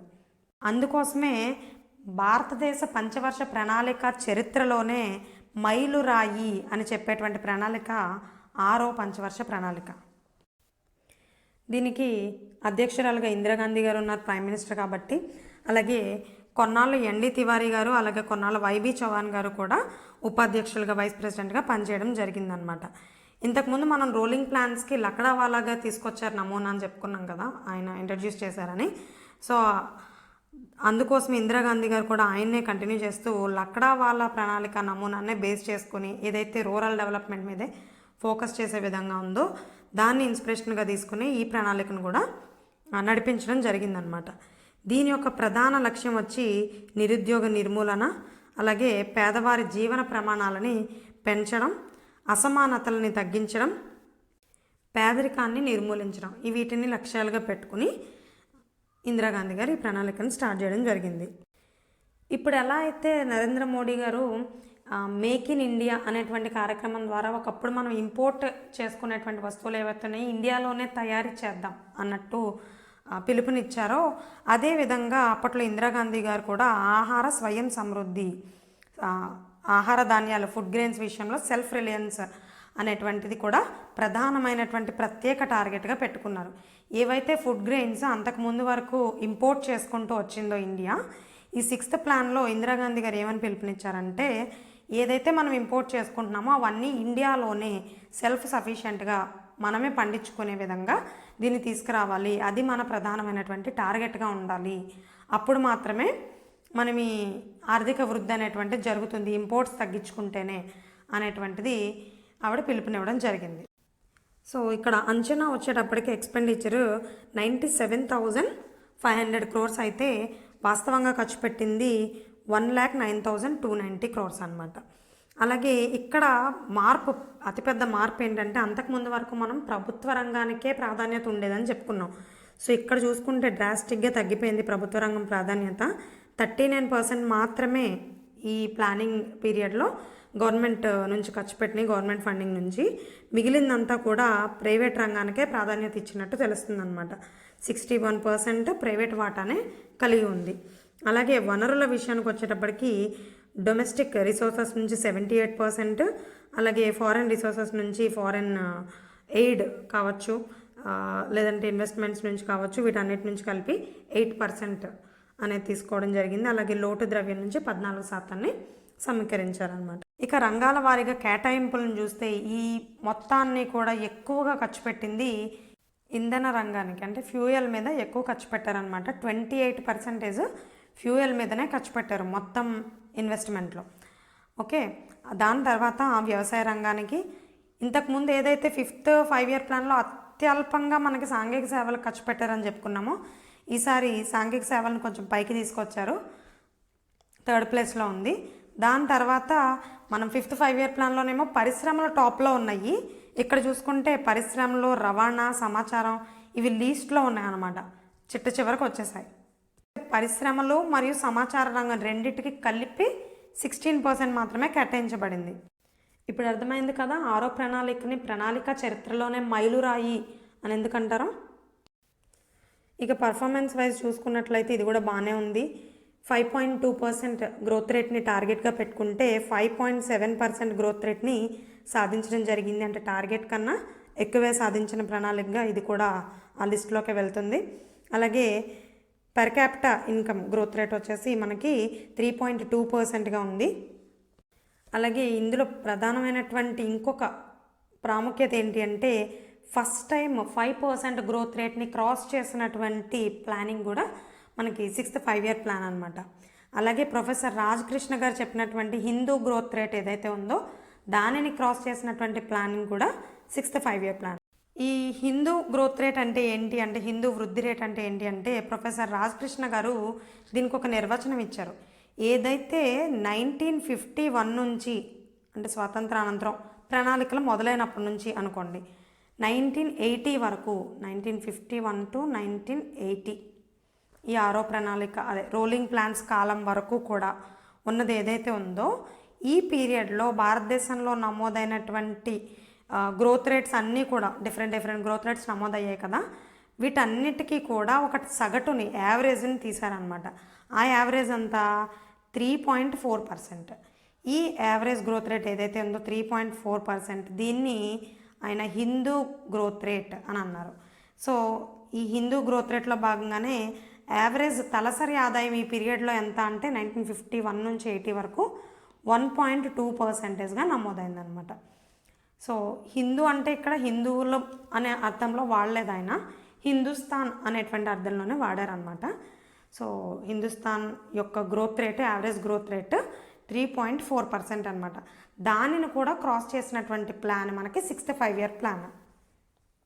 అంటే అట్లీస్ట్ మీరు టార్గెట్ పెట్టుకునేటప్పుడు మినిమం ఈ పీరియడ్ ఏదైతే ఈ 30 ఏళ్ల కాలంలో సాధించామో దాని యావరేజ్ 3.4% కదా, అట్లీస్ట్ 3.4% వృద్ధి రేటుకి తగ్గకుండా సాధిస్తేనే అభివృద్ధి జరుగుతున్నట్టు లెక్క అని చెప్పి ఆయన చెప్పడం జరిగింది. సో కాబట్టి దీన్ని అట్లీస్ట్ గ్రోత్ రేట్గా భావించి దీనికన్నా ఎక్కువ సాధించడానికి ట్రై చేయమన్నారు అనమాట. సో కాబట్టి దీనిని క్రాస్ చేయడమే కాదు, ఏకంగా 5% దాటేసింది కాబట్టి ఇది గొప్ప విజయం అనే చెప్పుకోవచ్చు అనమాట. ఈ టైంలోనే మనకి ఈ ప్లాన్లోనే కార్యక్రమాలను చూసుకున్నట్లయితే 1980లో ఇమీడియట్గా చెప్పాం కదా అక్కడ ట్రైజన్ స్టార్ట్ చేశారని మొరార్జీ దేశాయ్ గారు. సో ఈమె కూడా గ్రామీణ ప్రాంతాల్లో ఉన్నటువంటి నిరుద్యోగులు ఎవరైతే ఉన్నారో వారికి ఉద్యోగం కల్పించడం ద్వారా పావర్టీని నిర్మూలించాలి అని ఈమె కూడా తీసుకురావడం జరిగింది.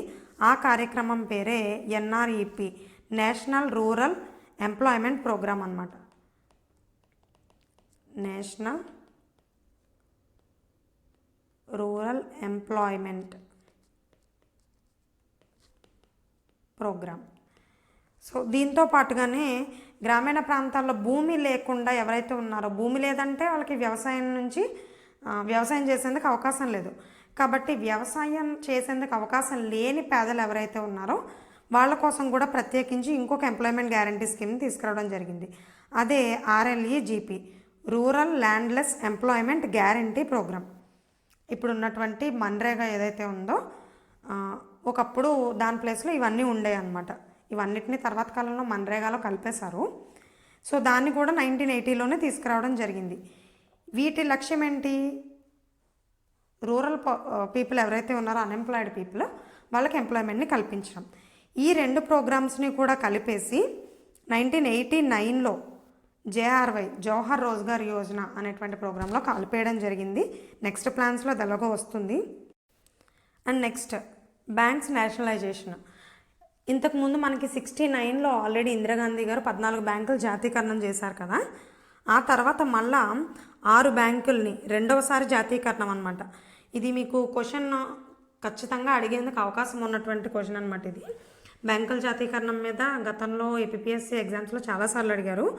ఎన్నోసారి జాతీకరణం అనేటువంటిది జాగ్రత్తగా చూసుకోండి. రెండవసారి జాతీకరణం అయితే కనుక 6 బ్యాంకులు, మొదటిసారి అయితే కనుక 14 బ్యాంకులు. మొదటిసారి 1969లో అయితే కనుక, రెండోసారి 1980 ఏప్రిల్ 15 అనమాట జాతీకరణం చేయబడ్డాయి. దీనిలో అతిపెద్ద బ్యాంక్ వచ్చి రెండోసారి జాతీకరణం చేసిన వాటిలో ఆంధ్రా బ్యాంక్ పెద్దదైతే, చిన్న బ్యాంక్ వచ్చి oriental bank of commerce. So ఈసారి ఏంటి అంటే 200 కోట్లు పైబడి అధీకృత మూలధనం ఏదైతే ఉందో, క్యాపిటల్ ఏదైతే ఉందో 200 కోట్ల కన్నా ఎక్కువ ఉంటే కనుక ఆ బ్యాంకుల్ని నేషనలైజ్ చేశారనమాట.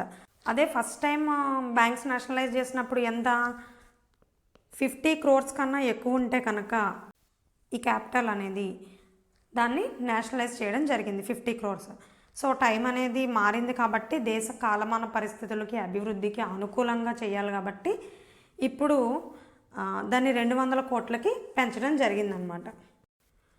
అలాగే 1981లో మొదటిసారి ఫారెస్ట్ సర్వే ఆఫ్ ఇండియాని తీసుకురావడం జరిగింది. సో దీని యొక్క ప్రధానమైనటువంటి విధి ఏంటి అంటే దేశంలో ఉన్నటువంటి ఫారెస్ట్ని ఎప్పటికప్పుడు కొలుస్తూ ఉంటుంది, అంచనా వేసి దాన్ని పరిరక్షించడానికి. ఫారెస్ట్ అంటే ఓన్లీ ఫారెస్ట్ ట్రీ కవర్ మాత్రమే కాదు, దాంతోపాటు జంతు జాతులు ఏవైతే ఉన్నాయో వాటన్నిటిని కూడా గుర్తించడం, వాటి పాపులేషన్ క్యాలిక్యులేట్ చేయడం, ఇవన్నీ కూడా దీని కార్యక్రమాల కిందకే వస్తాయన్నమాట. దీని యొక్క హెడ్ క్వార్టర్ వచ్చి డెహ్రాడూన్లో ఉంది, ఎఫ్ఎస్ఐ హెడ్ క్వార్టర్. ఇది పర్యావరణ మరియు అటవీ వాతావరణ మార్పుల మంత్రిత్వ శాఖ కింద పనిచేస్తుంది అన్నమాట. మరొక ఇంపార్టెంట్ ప్రోగ్రాము ఇప్పటికీ కూడా ఇండియా వైడ్గా సక్సెస్ఫుల్గా రన్ అవుతున్నటువంటి మంచి మైల్ స్టోన్ ప్రోగ్రామ్ అని చెప్పుకోవచ్చు. అదే డ్వాక్రా. డ్వాక్రా ఫుల్ ఫామ్ వచ్చి మనకి development of women and children in rural areas. యాక్చువల్గా ఇందులో చిల్డ్రన్ అని కూడా ఉంటుంది, బట్ ఏంటంటే యాక్చువల్గా ఈ డ్వాక్రా అనేటువంటిది ఇప్పుడు రూరల్ ఏరియాలో ఎలా రన్ అవుతుందంటే మహిళలు ఒక 10 మందికి తక్కువ కాకుండా ఫామ్ అవుతూ ఉంటారు ఒక గ్రూప్. కానీ వాళ్ళకి బ్యాంక్స్ నుంచి రుణాలు అనేవి ఇవ్వడం జరుగుతుంది. వాళ్ళ రుణాలతో ఏదన్నా చిన్న చిన్న స్వయం ఉపాధి కార్యక్రమాలు ఏమన్నా ఇంటి దగ్గర నుండి చేసుకునే బిజినెస్ లాంటివి అవి చేసుకోవడం అనేది జరుగుతుందన్నమాట.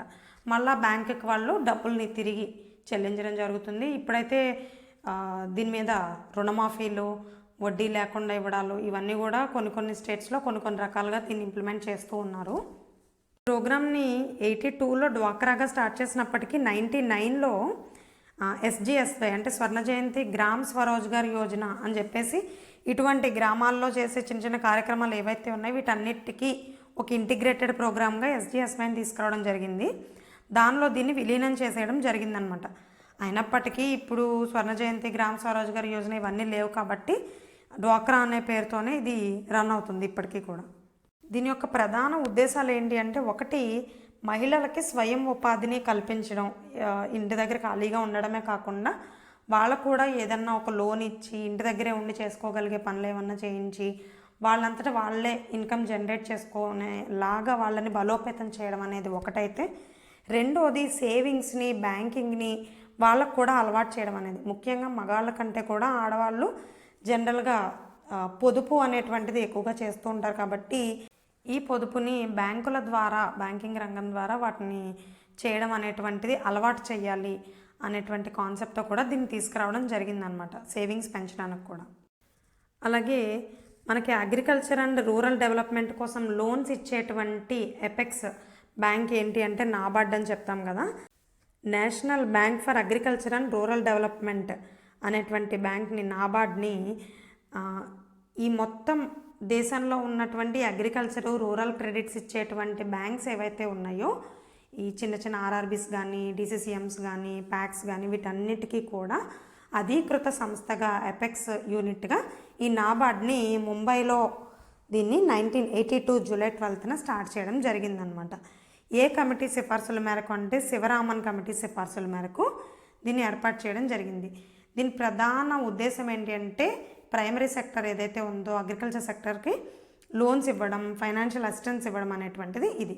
అయితే ఇది డైరెక్ట్గా వ్యవసాయదారులకు ఇవ్వదన్నమాట. ఇప్పుడు మనం ఏదైతే చెప్పుకున్నామో ఆర్ఆర్బీస్, DCCMs, DCCBలు చెప్పుకున్నాం కదా, వీటికి లోన్స్ ఇస్తుంది అనమాట. ఇవి మనకి రూరల్ పీపుల్ ఎవరైతే ఉన్నారో అగ్రికల్చర్ మీద డిపెండ్ అయిన వాళ్ళకి ఇవి లోన్స్ ఇస్తాయి. ఓకే, అంటే ఇప్పుడు కమర్షియల్ బ్యాంక్స్ అన్నిటికీ RBI ఎలాగ హెడ్ అని చెప్పుకుంటామో ఈ regional rural banks, agriculture banks అన్నీ ఏవైతే ఉన్నాయో వీటన్నిటికీ నాబార్డ్ అలా హెడ్ అనమాట ఇండియాలో. అలాగే exports and imports bank of India, EXIM bank అంటారనమాట. Export import, exports and import bank of India, EXIM బ్యాంక్ని కూడా అదే ఇయర్ నాబార్డ్ని స్థాపించిన ఇయరే 1982లోనే స్థాపించడం జరిగిందనమాట. దీని ప్రధాన ఉద్దేశం ఏంటంటే ఎగుమతుల్ని దిగుమతుల్ని ప్రోత్సహించడం కోసం వాటి మీద లోన్స్ ఇస్తారనమాట. ఇప్పుడు ఇక్కడ నుంచి ఏదన్నా వస్తువులు ఎక్స్పోర్ట్ చేయాలనుకోండి, దానికి తగినంత మనీ వీళ్ళ దగ్గర లేదనుకోండి, వ్యాపారుల దగ్గర వాళ్ళకి ఎక్స్పోర్ట్ చేయడానికి కావాల్సిన అమౌంట్ ఏదైతే ఉందో ఈ బ్యాంకులు సమకూరుస్తాయి. అలాగే కొన్ని ముడి పదార్థాలు ఉన్నాయి, వాటిని దిగుమతి చేసుకుంటేనే ఇక్కడ ఒక యూనిట్ నడుస్తుంది అనుకోండి. వాటిని దిగుమతి చేసుకునేందుకు వీటి దగ్గర సరైన ఇది లేదనుకోండి, ద్రవ్యం, సో దానికి కూడా అమౌంట్ ఇస్తుంది అనమాట. ఇందాక మనం ఎన్ఆర్ఈపీ చెప్పుకున్నాం కదా, RLAGP, rural landless employment guarantee, landless పూర్కి ఎంప్లాయ్మెంట్ గ్యారంటీ ప్రోగ్రామ్ అనమాట. ఇది 1983లో స్టార్ట్ చేయడం జరిగింది. ఈ రెండింటిని అంటే ఎన్ఆర్ఈపీని ఆర్ఎల్ఏజీపీని కలిపి తర్వాత జవహర్ రోజ్గార్ యోజన ప్రోగ్రాంలో విలీనం చేసేయడం జరిగిందనమాట. ఇందాక మనం చెప్పుకున్నదంతా చదువుకోలేని వారికి, భూమి లేని వారికి. ఇప్పుడు చదువుకుని కూడా నిరుద్యోగులైనటువంటి వాళ్ళకి స్వయం ఉపాధిని కల్పించడం కోసం ఇందాక మనం ట్రైజన్ పథకం చెప్పుకున్నాం కదా రోలింగ్ ప్లాన్స్లో, ఆ మోడల్లోనే సియు అనేటువంటి పథకాన్ని తీసుకురావడం జరిగిందనమాట. ట్రైజన్ ఒక పక్కన రన్ అవుతూనే ఉండేది, బట్ ఇందిరాగాంధీ గారి గవర్నమెంట్ ఎందుకంటే అది రద్దు చేస్తే వ్యతిరేకత వస్తుందన్న ఉద్దేశంతో దాన్ని రద్దు చేయలేదు. దాన్ని రద్దు చేయకుండానే అది ట్రైజన్ ఏదైతే ఉందో అది గ్రామీణ ప్రాంత వాళ్ళకి పరిమితం అయ్యేలా ఉంచి పట్టణ ప్రాంతాల్లో అర్బన్ ఏరియాస్లో దీన్ని తీసుకురావడం జరిగిందన్నమాట. సియు అంటే self employment for educated unemployed youth in urban areas. యాక్చువల్గా ఇది పట్టణ ప్రాంతాల్లో విద్యావంతులై నిరుద్యోగులుగా ఉన్న వాళ్ళ కోసం ఇలాగే సేమ్ ట్రైజమ్ లాగానే ట్రైనింగ్ ఇవ్వడం, స్టైఫండ్ ఇవ్వడం ట్రైనింగ్ టైంలో, అలాగే ఎంప్లాయ్మెంట్ని కూడా చూపించడం, ఇలాంటివి అనమాట. ఒకవేళ వాళ్ళే స్వయం ఉపాధి ఏదన్నా చేసుకుంటా అంటే కనుక లోన్స్ కూడా ఇప్పించడం అనేటువంటిది ఉండింది. తర్వాత అనేకమైనటువంటి ప్రోగ్రాముల కింద రూపాంతరం చెందింది. 93లో వచ్చేటప్పటికి దీన్ని ప్రధాన్ మంత్రి రోజ్గార్ యోజన పిఎంఆర్వై అని చెప్పి పేరు మార్చేశారు. మళ్ళా 1995లో ఇదే విధంగా చదువుకొని జాబులు లేనటువంటి రూరల్ పీపుల్ కోసం REGP, rural employment generation programme, గ్రామీణ ఉపాధి కల్పన కార్యక్రమం అని చెప్పి అది కూడా తీసుకొచ్చారు. సో ఈ ముందువన్నీ వదిలేస్తే ఇప్పుడు ఏమున్నట్టు 93లో ఏమో పిఎంఆర్వై పట్టణ నిరుద్యోగుల కోసం, 95లో ఆర్ఈజీపీ ఇది గ్రామీణ నిరుద్యోగుల కోసం ఉన్నాయి కదా.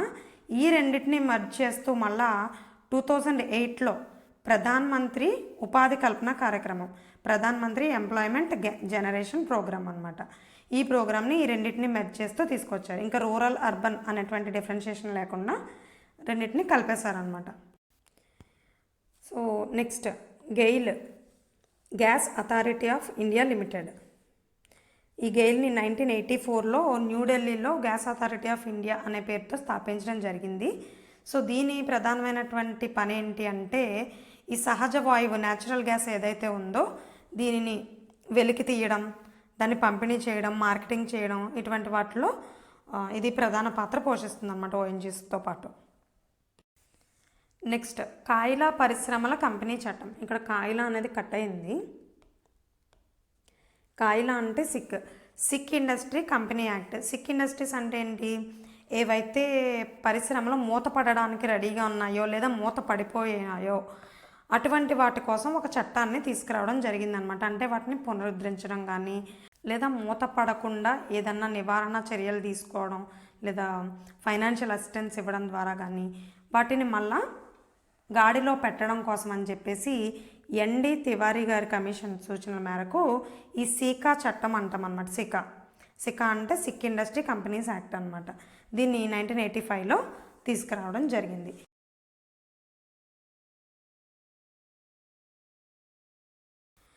నెక్స్ట్ 7వ పంచవర్ష ప్రణాళిక. ఇందిరాగాంధీ గారి హయాం అంతా ముగిసింది. తర్వాత ఆమె కొడుకు రాజీవ్ గాంధీ గారు ప్రధానమంత్రిగా ఈ 7వ పంచవర్ష ప్రణాళికను ప్రారంభించారు. 85 to 90 వరకు కూడా ఇది అమల్లో ఉండిందనమాట. దీని యొక్క లక్ష్యం వచ్చేటప్పటికి మనకి ఆహారము, పని, ఉత్పాదకత, ఫుడ్, వర్క్, ప్రొడక్టివిటీ వీటి మీద దృష్టి పెట్టుకుని దీన్ని తీసుకురావడం జరిగిందనమాట. ఈ ప్రణాళికనే వకీల్ బ్రహ్మానందన్ నమూనా అని కూడా అంటారు. వకీల్ మరియు బ్రహ్మానందన్ నమూనా అంటారు. వీళ్ళిద్దరు కలిసి దీని మోడల్ని డిజైన్ చేయడం జరిగింది, వకీల్ బ్రహ్మానందం. దీనిలో టార్గెట్ వచ్చేటప్పటికి వ్యయం ఎక్స్పెండిచర్ టార్గెట్ వచ్చేటప్పటికి 1,80,000 crores కాగా యాక్చువల్గా ఖర్చు చేసింది మాత్రం 2,18,000 అనమాట. అయితే ప్రభుత్వ ప్రైవేట్ వాటాలు చూసుకున్నట్లయితే ఇంచుమించుగా ఈక్వల్గానే ఉన్నాయి. కాస్త ప్రభుత్వ పెట్టుబడే తక్కువ 48%. ఇదైతే 52% ప్రైవేట్ రంగం పెట్టుబడి పెట్టిందనమాట. రంగాల వారీగా చూసుకున్నట్లయితే ప్రాధాన్యత అత్యధికంగా ఇక్కడ కూడా ఫ్యూయల్కే కేటాయించారు. మనకి 6th 5-year ప్లాన్లోని అలాగే 7th 5-year ప్లాన్లోని కూడా ఫ్యూయల్కే కేటాయించారు. కానీ ఈ 7th 5-year ప్లాన్ని శక్తి ప్రణాళిక అంటారు.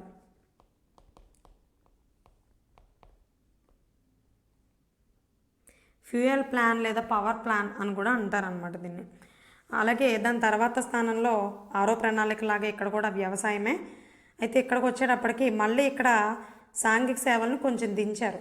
ఈసారి రవాణా మరియు కమ్యూనికేషన్. రాజీవ్ గాంధీ గారికి టెక్నాలజీ పిచ్చండి. ఈ ప్లాన్ మొరార్జీ దేశాయ్ గారు ఎంతసేపు రూరల్ అని ఎలా పట్టుకొని కూర్చున్నారో రూరల్ డెవలప్మెంట్ మీద, రాజీవ్ గాంధీ గారు మొత్తం కూడా అన్ని రంగాల్లోని కూడా ఎక్కడ అవకాశం ఉంటే అక్కడ విద్య, వ్యవసాయమా, రవాణా, ప్రతి దాంట్లోని కూడా వీలైనంత టెక్నాలజీని వాడారనమాట ఈయన. మీకు ప్రోగ్రామ్స్ చూస్తే మీకే అర్థమవుతుంది. దాని తర్వాత సోషల్ వెల్ఫేర్కి 18%, లీస్ట్ ఇక్కడికి వచ్చేటప్పటికి పరిశ్రమలు అనమాట. సో దీన్ని శక్తి ప్రణాళిక అంటారు, మనం ఇందాక చెప్పుకున్నాం కదా. ఇక గ్రోత్ రేట్ విషయానికి వచ్చేటప్పటికి ఆల్రెడీ మనకి 5 క్రాస్ అయిపోయింది 6th 5-year ప్లాన్లోనే. సో కాబట్టి మళ్ళీ ఎందుకులే మరీ ఎక్కువ ఎక్స్పెక్టేషన్స్ పెట్టుకోవద్దు, ఆ 5నే మెయింటైన్ చేద్దాం అనుకుని ఈయన టార్గెట్ 5 పెట్టుకున్నారు.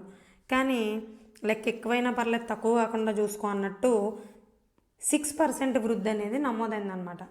ఫస్ట్ టైం 6% వృద్ధిని నమోదు చేసిన ప్రణాళిక కూడా ఇదే చెప్పాలంటే. సో తలసరి ఆదాయ వృద్ధి రేటు వచ్చేటప్పటికి 3.6గా నమోదైంది. చాలా మంచి రిజల్ట్స్ అయితే వచ్చాయి ఈ ప్రణాళికలో. అనుకున్న టార్గెట్స్ని మించే రీచ్ అయ్యాయి అనమాట. ఇక వనరుల విషయానికి వస్తే, రీసోర్సెస్ విషయానికి వస్తే, దేశీయ వనరులు వచ్చేటప్పటికి 75%, అలాగే విదేశీ వనరులు వచ్చేటప్పటికి 9%, లోటు ద్రవ్యం వచ్చేటప్పటికి 16% ఉన్నాయన్నమాట. ఇక్కడ చూసుకున్నట్లయితే విదేశీ సహాయాన్ని బాగా డ్రాస్టిక్గా తగ్గించేశారు. ఇక్కడ మీరు అది గమనించవచ్చు. అసలు యాక్చువల్గా దీని టార్గెట్స్ ఏంటంటే మొత్తం ఓవరాల్గా గ్రోత్ రేట్ వచ్చేసి 5%, అలాగే వ్యవసాయ రంగం వృద్ధి రేట్ వచ్చి 4%, పారిశ్రామిక వృద్ధి రేట్ వచ్చి 8%గా టార్గెట్స్ పెట్టుకున్నాం. అలాగే 40 మిలియన్ల మందికి ఎంప్లాయ్మెంట్ని కల్పించాలి అనేటువంటిది ఈ ప్రణాళికలో రాజీవ్ గాంధీ గారు పెట్టుకున్నటువంటి లక్ష్యం అన్నమాట. సో ఇప్పటిదాకా అందరూ కనీస అవసరాలు వీటి గురించి మాట్లాడారు, ఎన్నో ప్రోగ్రామ్స్ తీసుకొచ్చారు. కానీ ఈ కనీస అవసరాల్లో డిగ్నిటీ ఆఫ్ లివింగ్ అనేటువంటిది కూడా ఇంపార్టెంట్. కాబట్టి ఒక డిగ్నిటీ హౌసెస్ ఉండాలి వీళ్ళకి అనేటువంటి ఉద్దేశంతో చనిపోయినటువంటి తల్లిగారి పేరు మీద ఇందిరా ఆవాస్ యోజన IAY అనేటువంటి ప్రోగ్రామ్ని మొట్టమొదటగా భారతదేశంలో స్టార్ట్ చేసింది రాజీవ్ గాంధీ గారు అనమాట. 85-86లో ఇందిరా ఆవాస్ యోజన అనేటువంటి దాన్ని, గృహ నిర్మాణ పథకాన్ని ప్రారంభించారు. ఇందులో ఫస్ట్ ఫేజ్లో ఈయన స్టార్ట్ చేసినప్పుడు ఎవరంటే దారిద్ర్య రేఖకు దిగువన ఉన్నటువంటి కుటుంబాలు, ముఖ్యంగా వాళ్ళలో కూడా ప్రియారిటీ SC ST వర్గాల వాళ్ళు, ఎవరైతే వెట్టి చాకరీ చేస్తున్నారో అటువంటి వాళ్ళు, వీళ్ళందరికీ కూడా ఈ ఇళ్లను నిర్మించాలనేటువంటిది లక్ష్యంగా పెట్టుకున్నారు. సో సక్సెస్ఫుల్గా ఈ ప్రోగ్రామ్ అనేటువంటిది ఇంప్లిమెంటేషన్ జరిగింది. అత్యధిక ఇళ్లని పేదవారికి బీహార్ రాష్ట్రం కట్టిస్తే 2వ స్థానంలో ఉత్తరప్రదేశ్, అలాగే ఆంధ్రప్రదేశ్ 3వ స్థానంలో నిలవడం అనేది చాలా మంచి విషయం. అలాగే మరొక మంచి పథకం సమగ్ర పంటల బీమా పథకం. అప్పటి వరకు రైతులకు అన్ని రకాలుగానే రుణాలు ఇవి అందించడం అనేది జరిగింది, కానీ రైతుకు ఇన్సూరెన్స్ అనేటువంటిది లేదనమాట. ఒక భరోసా కల్పించాలి.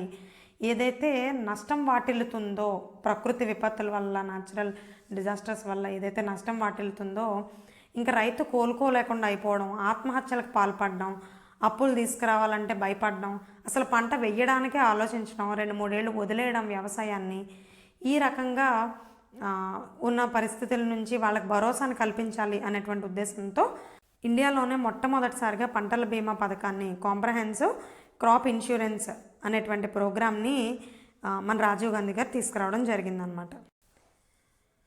నెక్స్ట్ నేషనల్ ఎడ్యుకేషన్ పాలసీ, జాతీయ విద్యా విధానాన్ని, మొదటి జాతీయ విద్యా విధానాన్ని 1986లో రాజీవ్ గాంధీ గవర్నమెంట్లోనే స్టార్ట్ చేయడం జరిగింది. ఈయన బలంగా ఏం నమ్మేవాళ్ళంటే ఈ హ్యూమన్ రిసోర్సెస్ని కనుక మనం సృష్టించుకోగలిగితే, మన దేశ జనాభాకి తగ్గట్టుగా మనమే హ్యూమన్ రిసోర్సెస్ని, మంచి స్కిల్డ్ వర్కర్స్ని కనుక సృష్టించుకోగలిగితే తద్వారా అన్ని రంగాల అభివృద్ధి ఆటోమేటిక్గా జరిగిద్ది.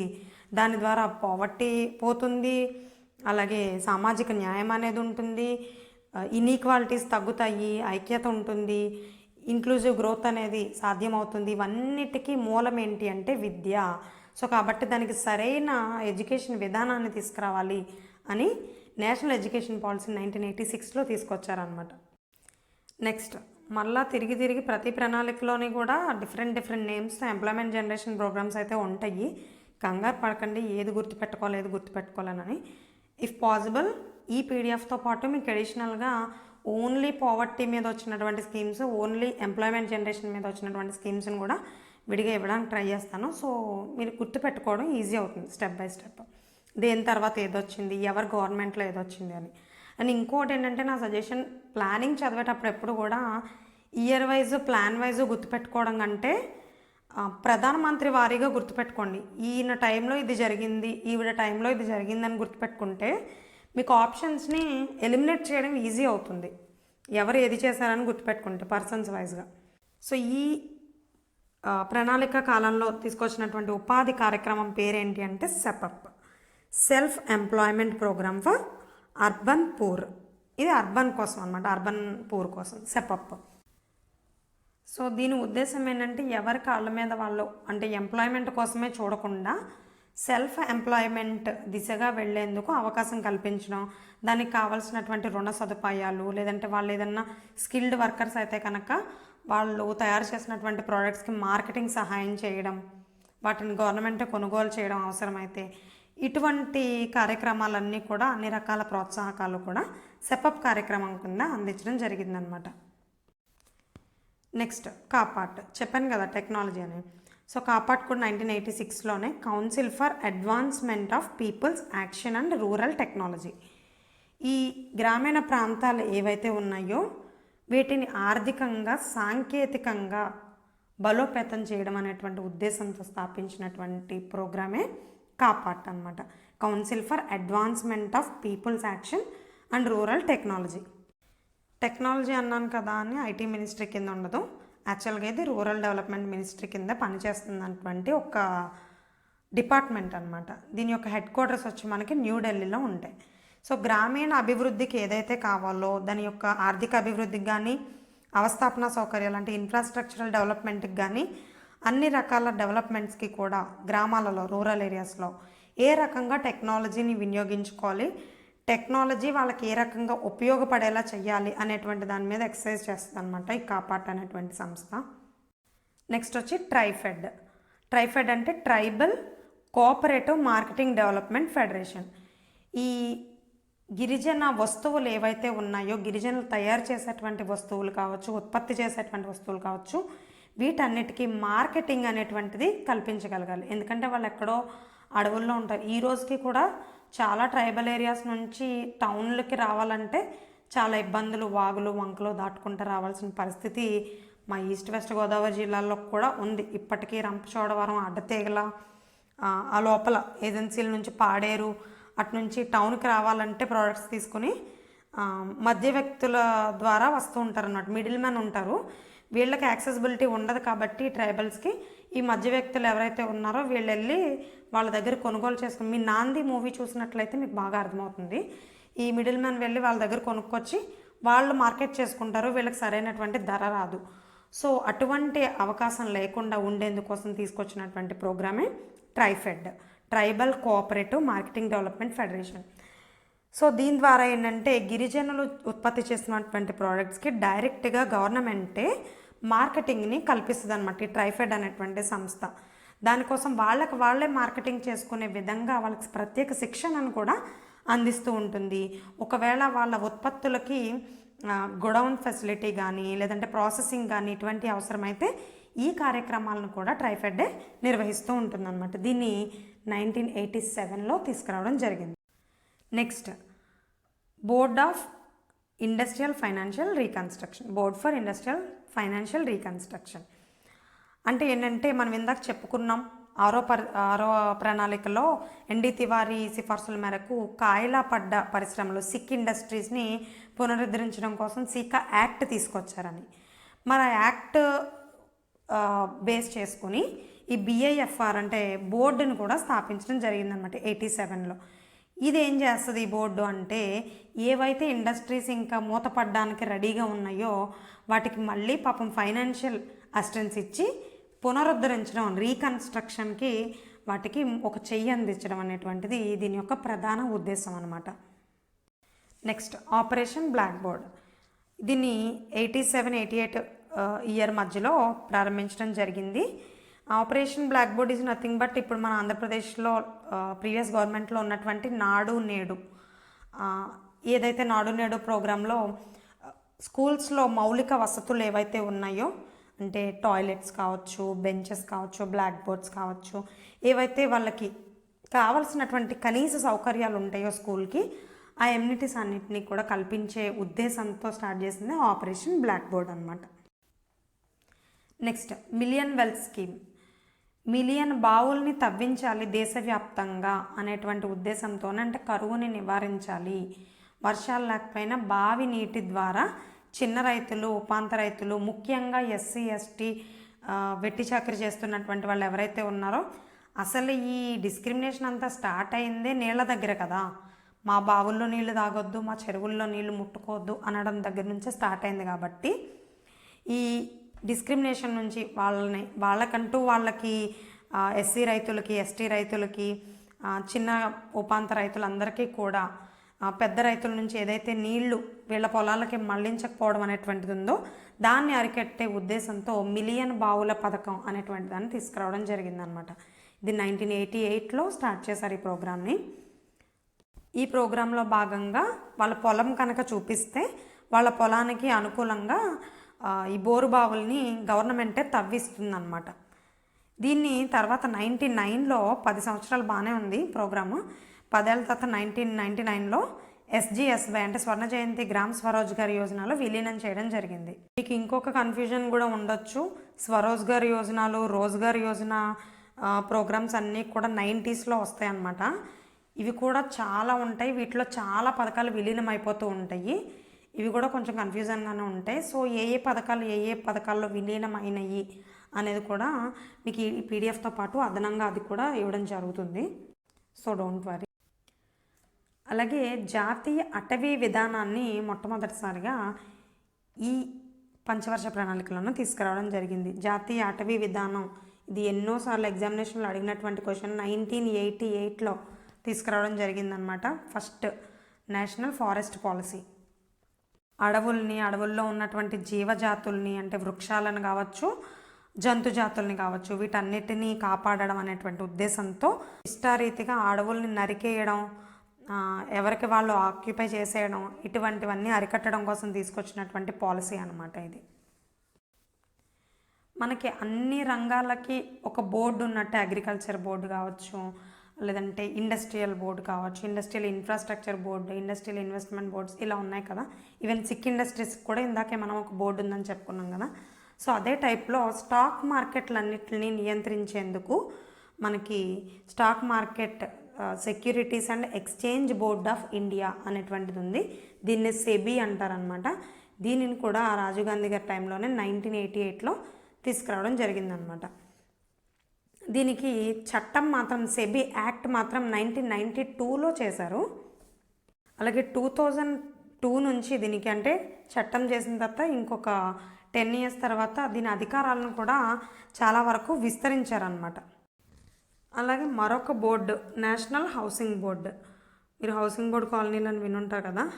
ఈ హౌసింగ్ బోర్డు ఏంటంటే ఇళ్ళకి సంబంధించి, అంటే గృహ రుణాలు కావచ్చు, గృహ నిర్మాణ రంగం ఏదైతే ఉందో, ఈ బిల్డర్లు వీళ్ళ అసోసియేషన్లు ఇవన్నీ ఉంటాయి కదా, వీళ్ళందరినీ నియంత్రించి, అంటే వాళ్ళు ఇష్టారీతిగా రేట్లు పెట్టేయడం, ఇది కాకుండా మార్కెట్ అంతటికీ కూడా ఒకేలాంటి రేట్లు అవి ఉండేటట్లు నియంత్రించే సంస్థే నేషనల్ హౌసింగ్ బోర్డు అనమాట. అలాగే national highway authority of India, NHAI, national highways అంటాం కదా.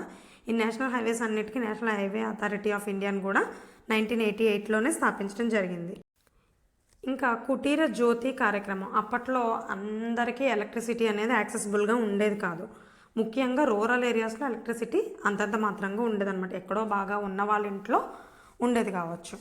సో అటువంటి టైంలో ఎవరైతే BPL కేటగిరీ వాళ్ళు ఉన్నారో, బిలో పవర్టీ లైన్ ఉన్నారో, వాళ్ళ కోసం ప్రతి ఇంటికి కూడా అట్లీస్ట్ విద్యుత్ బల్బ్ అనేది ఉండాలి అనే ఉద్దేశంతో ఈ ప్రోగ్రామ్ని తీసుకురావడం జరిగిందనమాట. దీన్నే కుటీర జ్యోతి కార్యక్రమం అంటారు, కేజేపీ 1988లోనే తీసుకురావడం జరిగిందనమాట. నెక్స్ట్ జాతీయ అక్షరాస్యత మిషన్. ఇది ఎవరి కోసం అంటే ఇది పిల్లల కోసం కాదు. యాక్చువల్గా అక్షరాస్యత మిషన్లో ముఖ్యంగా మహిళలు, పెద్దలు ఎవరైతే ఉన్నారో వీళ్ళకు కూడా ఇంటి దగ్గరే ఉండి అక్షరాస్యత, కనీసం వాళ్ళ పేరు వాళ్ళకి రాసుకోవడం, వాళ్ళ సంతకం పెట్టడం, అక్షరాలను గుర్తుపట్టగలగడం, బస్సు మీద బోర్డు అన్నా చదవగలగడం, ఇలాంటి చిన్న చిన్న పనులన్నా చేసుకోగలిగేలాగా, వాళ్ళకి వాళ్ళు చదువుకోగలిగేలాగా వాళ్ళని తీర్చిదిద్దాలన్న ఉద్దేశంతో స్టార్ట్ చేసింది జాతీయ అక్షరాస్యత మిషన్ అన్నమాట. ఇక్కడ అక్షరాస్యత అంటే ఓన్లీ అక్షరాలు మాత్రమే నేర్పడం అనేది కాదు. దీంతో ఏంటంటే రాత్రి బడులు అనేవారు ఇంతకుముందు. వాళ్ళకి ఆడవారు ఎవరైతే ఉన్నారో వారికి అక్షరాలు నేర్పించడంతో పాటుగా ఇంటి దగ్గరే ఉండి ఏదన్నా చిన్న చిన్న కుట్లు, అల్లికలు, స్వయం ఉపాధి పనులు, నైపుణ్యాభివృద్ధి పనులు ఏదైనా తయారీ చేయగలగడం, ఇటువంటి కార్యక్రమాల్లో శిక్షణ ఇవ్వడం కానీ, జీవనోపాధికి సంబంధించినటువంటి శిక్షణలు కానీ, అవేర్నెస్ ప్రోగ్రామ్స్ అన్నీ కూడా, ఇవన్నీ కూడా ఎడ్యుకేషన్లో భాగమే కదా. అవేర్నెస్ అంటే, ఎడ్యుకేషన్ అంటే రాయడం వచ్చినవాడు, చదవడం వచ్చినవాడు అనే కాదు. ఏ అంశం మీద నీకు అవగాహన ఉన్నా కూడా నువ్వు ఎడ్యుకేటెడ్ అన్నట్టే లెక్క అనమాట ఆ విషయంలో. సో అట్లాంటి ఎడ్యుకేషన్ని అందించడం అనే ఉద్దేశంతో జాతీయ అక్షరాస్యత మిషన్ని తీసుకురావడం జరిగింది. నెక్స్ట్ ఇంకొకటి ఏంటంటే స్టాక్ మార్కెట్లో క్రిజిల్ అనేటువంటి సంస్థను స్థాపించారు. ఇది కూడా 1988లో స్థాపించారు. క్రిజిల్ అంటే credit rating information services of India limited. So దీంట్లో ఏంటంటే అసలు కంపెనీల యొక్క నాణ్యత ఎలా ఉంది, దాంట్లో ఏమైనా షేర్లు కొంటే నీకు లాభం రావచ్చా, నష్టం రావచ్చా, రిస్క్ ఉందా లేదా, ఇటువంటి అసెస్మెంట్ అంతా కూడా చేసి సలహాలు అందించేటువంటి సంస్థ అన్నమాట క్రిజిల్ అనేటువంటిది. Next computerisation of land records. చెప్పాను కదా ఈయనకి టెక్నాలజీ అంటే ఇష్టం రాజీవ్ గాంధీకి. సో ఆ టైంలోనే భూమికి సంబంధించినటువంటి తగాదాలు, సరిహద్దు గొడవలు ఇవి అవి రాకుండా, ఎందుకంటే ఇప్పుడు అప్పట్లో ఎలా ఉండేది, సరిహద్దు రాళ్ళు ఉంటాయి కదా, ఆ రాయి అవతలోడి దగ్గర జరిపేసుకున్నాడు అనుకోండి, ఇదిగో ఇక్కడ వరకు నాది అని చెప్పేస్తూ ఉండేవాళ్ళు అనమాట. రాయిని బట్టే గుర్తించేవాళ్ళు. సో ఇలా కాదు, రాళ్ళను బట్టి రప్పలను బట్టి కాకుండా, ఇప్పటికీ రాళ్ళను బట్టే వేస్తూ ఉంటారు సర్వేలు మనకి. బట్ ఏంటంటే ఈ కంప్యూటరైజేషన్ అనేది ఏదైతే చేసావో, ఈ శాటిలైట్ ఇమేజెస్, అలాగే మనకి ఈ ఎఫ్ఎంబి ఏదైతే ఉందో, ఎఫ్ఎంబి బుక్ అంటారు కదా, సర్వేర్ దగ్గర ఉంటుంది. సో ఈ బుక్స్ ద్వారా ఏవైతే మ్యాప్స్ ఉన్నాయో ఈ బుక్స్లో, ఆ మ్యాప్లన్నింటినీ కూడా డిజిటలైజ్ చేయడం ద్వారా ఈ తగాదాలని తగ్గించవచ్చు, పారదర్శకంగా భూ వివాదాలని పరిష్కరించవచ్చు అనే ఉద్దేశంతో దీన్ని స్టార్ట్ చేయడం జరిగిందనమాట, సిఎల్ఆర్ని. నెక్స్ట్ మనం ఎప్పుడా అని ఎదురు చూస్తున్నటువంటి జవహర్ రోజ్గార్ యోజన. ఇక్కడ 2 రోజ్గార్ యోజనలు ఉంటాయి, ఒకటి జేఆర్వై, ఇంకొకటి ఎన్ఆర్వై అనమాట. 2 కూడా ఇదే ప్రణాళికలోనే. జేఆర్వై జవహర్ అని వస్తే గ్రామీణం అని, నెహ్రూ అని వస్తేనేమో పట్టణం అని అర్థం. అర్బన్ ఏరియాస్కి ఏమో నెహ్రూ రోజ్గార్ యోజన, రూరల్ ఏరియాస్కి జవహర్ రోజ్గార్ యోజన. ఈ 2 కూడా మనకి ఎంప్లాయ్మెంట్కి సంబంధించినవి అనమాట. రూరల్ ఏరియాస్లో ఎంప్లాయ్మెంట్ జనరేషన్కి సంబంధించి ఇంతకుముందు ఏవైతే ప్రోగ్రామ్స్ ఉన్నాయో ప్రతి ప్రణాళికలోని, అవన్నిటినీ ఇందులో ఇంటిగ్రేట్ చేస్తూ మనకి జేఆర్వైలో కలిపేయడం జరిగిందనమాట. దాన్ని మరలా జేఆర్వైని 1999లో జేజీఎస్వై జవహర్ గ్రామీణ సమృద్ధి యోజన, రోజ్గార్ యోజన కాస్త సమృద్ధి యోజన అని మార్పు చేసి పేరు మార్చి, అలాగే కేంద్ర రాష్ట్ర, ఇంతకుముందు అది కేంద్ర ప్రాయోజిత పథకం కింద ఉండేది కదా, సో ఇప్పుడు కేంద్ర రాష్ట్ర 2 కూడా వాటాలు ఇచ్చుకోవాలని చెప్పి 75-25 రేషియోతో నిధులు సమకూర్చుకునే విధంగా మార్చడం జరిగింది. అలా ఇది గ్రామీణ అభివృద్ధి పథకంగా ఉండేది కదా, గ్రామీణ సమృద్ధి యోజన అంటే ఓన్లీ ఎంప్లాయ్మెంట్ రాదనమాట, మొత్తం ఎంటైర్ గ్రామీణ అభివృద్ధి మొత్తం వస్తుంది జవహర్ గ్రామీణ సమృద్ధి యోజనలో. దీనికి ఈఏఎస్ అనే పథకాన్ని కలిపారు, అంటే ఎంప్లాయ్మెంట్ ఎష్యూరెన్స్ స్కీమ్ అనమాట, లేదా ఎంప్లాయ్మెంట్ గ్యారంటీ స్కీమ్ అని కూడా అంటారు. ఇది కలిపి, అంటే జేజీఎస్వై ప్లస్ ఈఏఎస్ కలిపి సంపూర్ణ గ్రామీణ రోజ్గార్ యోజనగా పేరు మార్చారు 2001లో. జవహర్ తీసేశారు, ఇంకా సంపూర్ణ మొత్తం ఇంకా అన్ని రకాలు, అంటే పవర్టీ కావచ్చు, అన్ఎంప్లాయ్మెంట్ కావచ్చు, రూరల్ ఇన్ఫ్రాస్ట్రక్చర్ డెవలప్మెంట్ కావచ్చు, ఇంకా అన్నీ కూడా దీని కిందకు వచ్చేస్తాయి. ఓకే, సంపూర్ణ గ్రామీణ రోజ్గార్ యోజనగా మార్పు చేశారు.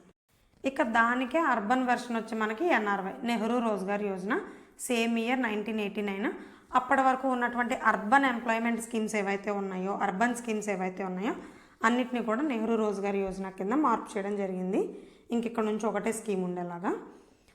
ఇది 1990 నుంచి ఇంప్లిమెంట్ అయింది యాక్చువల్గా. జవహర్ రోజ్గార్ యోజన మాత్రం 89లోనే ఇంప్లిమెంటేషన్ జరిగింది. ఇది మళ్ళీ సేమ్ దానిలాగానే 97లో SJSRYగా అంటే షహరీ రోజ్గార్ యోజనగా దీని పేరుని మార్చడం జరిగిందనమాట. షహరీ అంటే సిటీ కదా, సో నగర రోజ్గార్ యోజన అనే ఉద్దేశంతో దాన్ని మార్చడం జరిగిందనమాట. 7వ ప్రణాళిక పూర్తిగా ముగియక ముందే రాజీవ్ గాంధీ హత్య చేయబడడం వల్ల మరలా దేశంలో నెక్స్ట్ ప్రైమ్ మినిస్టర్ ఎవరు అవ్వాలి, ఏంటి, వారసులు ఎవరు లేరు అనే ఇదిలో కొంత రాజకీయ అస్థిరత అనేది నెలకొందనమాట. అదే టైంలో వరుసగా 3 ప్రధానమంత్రులు కూడా మారడం ఇవన్నీ జరిగాయి. సో ఈ నేపథ్యంలో ఏంటంటే పంచవర్ష ప్రణాళికలు ఇంప్లిమెంట్ చేసేందుకు అవకాశం లేక షార్ట్ టర్మ్ గోల్స్తో వార్షిక ప్రణాళికలను అంటే యాన్యువల్ ప్లాన్స్ని ఇంప్లిమెంట్ చేయడం జరిగిందనమాట. ఒక 2 years పాటు 90 నుంచి 92 వరకు, 1990 నుంచి 92 వరకు కూడా యాన్యువల్ ప్లాన్స్ని మళ్ళీ ఇంప్లిమెంట్ చేశారనమాట. ఈ యాన్యువల్ ప్లాన్స్లో మెయిన్ సంస్కరణలో రీఫార్మ్స్ వచ్చి మనకి ఒకటి బ్యాంకింగ్ సెక్టర్లోని, 2 ట్యాక్స్ విషయంలో చాలా రీఫార్మ్స్ అనేది తీసుకురావడం జరిగిందనమాట. మనం ఆల్రెడీ ఇంతకుముందు యాన్యువల్ ప్లాన్స్ గురించి డిస్కస్ చేసుకున్నప్పుడు చెప్పుకున్నాం. దీన్ని అనధికారిక సెలవు, ప్రణాళిక సెలవు అంటే ప్లాన్ హాలిడే అంటారు. సో ఇక్కడ ప్రధానమంత్రులు తరచూ మారుతూ ఉండడం వల్ల దీర్ఘకాలిక టార్గెట్స్ పెట్టుకోవడానికి అవకాశం లేకుండా పోవడం వల్ల వీటిని తీసుకురావడం జరిగిందనమాట. యాక్చువల్గా అదే టైంలో ఒక్క ఇండియాలో అనే కాదు, ప్రపంచవ్యాప్తంగానే ఆర్థిక మాంద్యం అనేది ఏర్పడిందనమాట. ఆ టైంలో యాక్చువల్గా ఇండియా దగ్గర ఉన్నటువంటి రిజర్వ్స్ ఏంటి అంటే కేవలం 3 వారాలకి సరిపడినటువంటి 3 weeksకి మాత్రమే సరిపడినటువంటి ఫ్యూయల్ కొనుక్కోవడానికి మాత్రమే, దిగుమతి చేసుకోవడానికి మాత్రమే ఉన్నటువంటి ఫారెన్ రిజర్వ్స్ మాత్రమే ఇండియా దగ్గర ఉన్నాయి. అప్పుడు అలాంటి సిచ్యువేషన్కి వెళ్ళిపోయిందన్నమాట భారతదేశం. సో దీనికోసం కొత్త రీఫార్మ్స్ అవసరము అని చెప్పి ఇమ్మీడియట్గా 8th ప్లాన్లోనే మనకి నూతన ఆర్థిక సంస్కరణలని అంటే న్యూ ఎకనామిక్ రీఫార్మ్స్ అంటాం కదా, దాన్ని పివి నరసింహ గారి గవర్నమెంట్లో తీసుకురావడం జరిగింది. ఇక ఈ 2 ఏళ్ల వార్షిక ప్రణాళికల్లో జరిగినటువంటి మార్పులు తీసుకొచ్చినటువంటి సంస్థల గురించి చూసుకుంటే మొట్టమొదటిగా సిడ్బీ గురించి చెప్పుకోవాలి. సిడ్బీ అంటే small industrial development bank of India. Small industrial development bank of India. So దీన్ని 1990లో స్థాపించడం జరిగింది. దీని హెడ్ క్వార్టర్స్ వచ్చి లక్నోలో ఉంటుందన్నమాట. సో మనం అగ్రికల్చర్ యూనిట్స్ అన్నిటికీ నాబార్డ్ ఎలా అయితే హెడ్ అనుకున్నామో, ఎక్స్పోర్ట్స్ అండ్ ఇంపోర్ట్స్ కోసం ఎగ్జిమ్ బ్యాంక్ ఎలా అయితే అనుకున్నామో, అలాగే స్మాల్ అండ్ మీడియం ఎంటర్ప్రైజెస్ కోసం, ముఖ్యంగా స్మాల్ స్కేల్ ఇండస్ట్రీస్ కోసం వాటికి ప్రత్యేకంగా లోన్స్ ఇవ్వడం కానీ, ఇలాంటివి ఫైనాన్షియల్ అసిస్టెన్స్ ఇవ్వడం లాంటివి అవన్నీ కూడా చూడడానికి అత్యున్నతమైనటువంటి ఎపెక్స్ బ్యాంక్ ఏంటి అంటే సిడ్బీ అంటారనమాట, small industrial development bank of India. అలాగే urban basic service for poor, UBSP, ఇది కూడా 1990లో స్టార్ట్ చేశారు. దీని యొక్క టార్గెట్ ఏంటంటే పట్టణాలలో స్లమ్ ఏరియాస్లో ఎవరైతే ఉన్నారో అక్కడ మౌలిక వసతులు అనేవి కల్పించాలి. పూర్కి, స్లమ్ ఏరియాలో ఉండేటువంటి మురికివాడల్లో నివసిస్తున్నటువంటి వాళ్ళకి కనీస వసతులు, మౌలిక వసతులు కల్పించడమే లక్ష్యంగా దీన్ని తీసుకురావడం జరిగింది. Next Rajiv Gandhi national drinking water commission. Rajiv Gandhi గారేమో ఆయన టైంలో మిలియన్ వెల్స్ స్కీమ్ని స్టార్ట్ చేస్తే ఆయన కాలం చేసిన తర్వాత ఆయన పేరుతో నేషనల్ డ్రింకింగ్ వాటర్ మిషన్ అనేటువంటి దాన్ని యాన్యువల్ ప్లాన్స్లో ప్రారంభించడం జరిగిందనమాట. ఇది 1991లో ప్రారంభించారు. దీని ముఖ్య లక్ష్యం వచ్చి ప్యూరిఫైడ్ వాటర్ని, శుద్ధమైనటువంటి జలాన్ని, త్రాగునీరుని, ఇప్పటి వరకు అందరూ సాగునీరు మీద చేశారు కదా, సో త్రాగునీరుని అందించాలి. ముఖ్యంగా గ్రామీణ ప్రజలకి ఎటువంటి అనారోగ్యాలకి గురి కాకుండా, నీరే అన్ని రోగాలకి కారణం అవుతుంది కాబట్టి ఎక్కువగా, సో ఆ నీటిని ప్యూరిఫై చేసి ఇవ్వాలి అనేటువంటి ఆలోచనతో నేషనల్ డ్రింకింగ్ వాటర్ మిషన్ని ప్రారంభించడం జరిగింది. ఈ యాన్యువల్ ప్లాన్స్ నడుస్తూ ఉన్న టైంలోనే యాక్చువల్గా ఈ న్యూ ఎకనామిక్ రిఫార్మ్స్ అనేటువంటి అంశం తెర మీదకి వచ్చిందనమాట. సో దీనికి నాయకత్వం వహించింది మనకి డాక్టర్ మన్మోహన్ సింగ్ గారు. ఈయన యాక్చువల్గా ప్రధానమంత్రి కాకముందు అప్పటి ఆర్థిక మంత్రి అనమాట.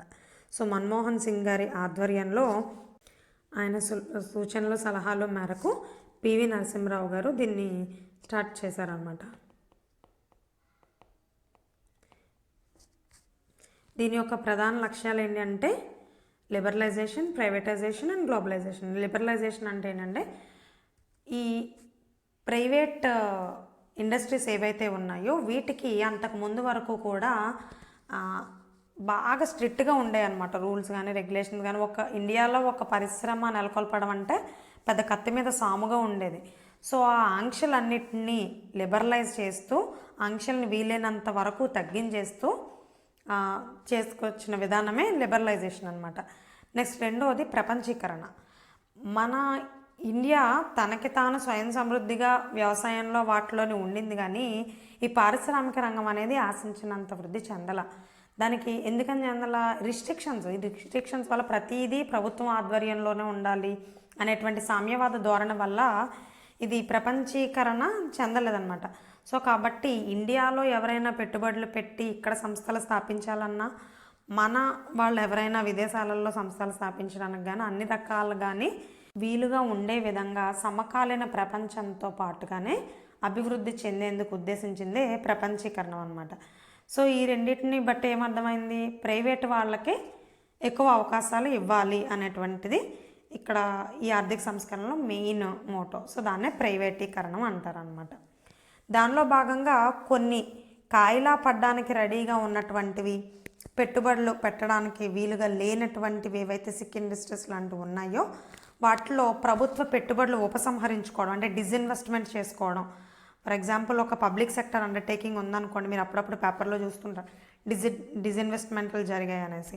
అంటే ఏంటి? అందులో ప్రభుత్వం వాటా ఏదైతే 100% ఉందనుకోండి, దీనిలో కొంత వాటా తగ్గించుకుని 50%కో 49%కో లేదంటే 75%కో ఎంతైనా తగ్గించుకుని మిగిలిన పర్సంటేజ్ ఏదైతే ఉందో దీనిని ప్రైవేట్ వాళ్ళకి విక్రయించేస్తుంది అనమాట. ఓకే, సో అట్లా విక్రయించిన వాటిని డిస్ఇన్వెస్ట్మెంట్ కంపెనీస్ అంటారనమాట. ఇదంతా కూడా ప్రైవేటీకరణలో భాగం. ఎందుకంటే ఏటేళ్ల కాలం కూడా మొత్తం భుజాన్ని వేసుకొని ప్రభుత్వమే నడపాలి, ప్రభుత్వం చేతిలోంచి అన్నీ అవ్వాలంటే అన్నీ ప్రభుత్వమే చెయ్యలేదు. కాబట్టి ఆర్థిక వృద్ధి అనేటువంటిది అలా మెల్లమెల్లగా కుంటుపడిపోయిందనమాట. సో ఎప్పుడైతే ఈ న్యూ ఎకనామిక్ రిఫార్మ్స్ తీసుకొచ్చారో అప్పటి నుంచి ఈ గవర్నమెంట్ ఆధ్వర్యంలో ఉన్నటువంటి పెత్తందారి విధానం ఏదైతే ఉందో దానికి స్వస్తి పలుకుతూ, ఈ ప్రైవేటీకరణకి స్వాగతం పలుకుతూ ఆర్థిక వృద్ధి అనేటువంటిది పుంజుకుందనమాట.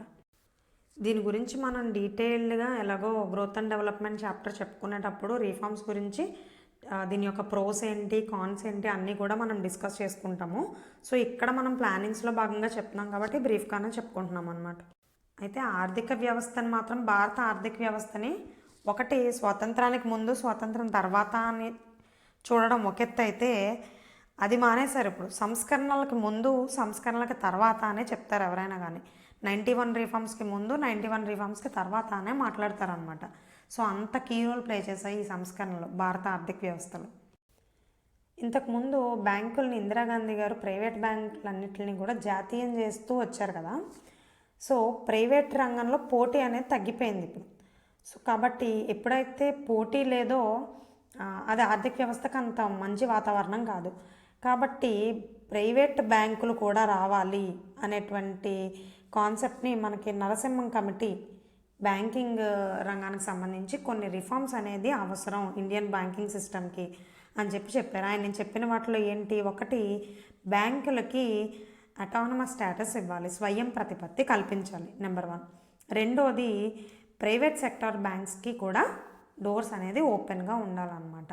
ప్రైవేట్ రంగంలో ఎవరైనా కొత్తగా బ్యాంకులు పెట్టాలనుకుంటే వాళ్ళకి కొంత ఆంక్షలలో తగ్గింపు అనేది ఉండాలి, లిబరల్గా ఉండాలి అనేటువంటివి ముఖ్యంగా ఈయన చేసినటువంటి 2 రికమెండేషన్స్. అలాగే మరొక ఇంపార్టెంట్ కమిటీ మనకి రాజా చెల్లయ్య కమిటీ.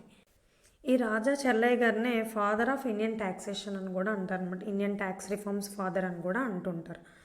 1991లో ఈ కమిటీ వేయడం జరిగింది. సో ఈ కమిటీ రిపార్సల్ ఫలితంగా వచ్చినటువంటిదే సంభావన పన్ను, దీన్ని వ్యాట్ అంటాం, వాల్యూ యాడెడ్ ట్యాక్స్.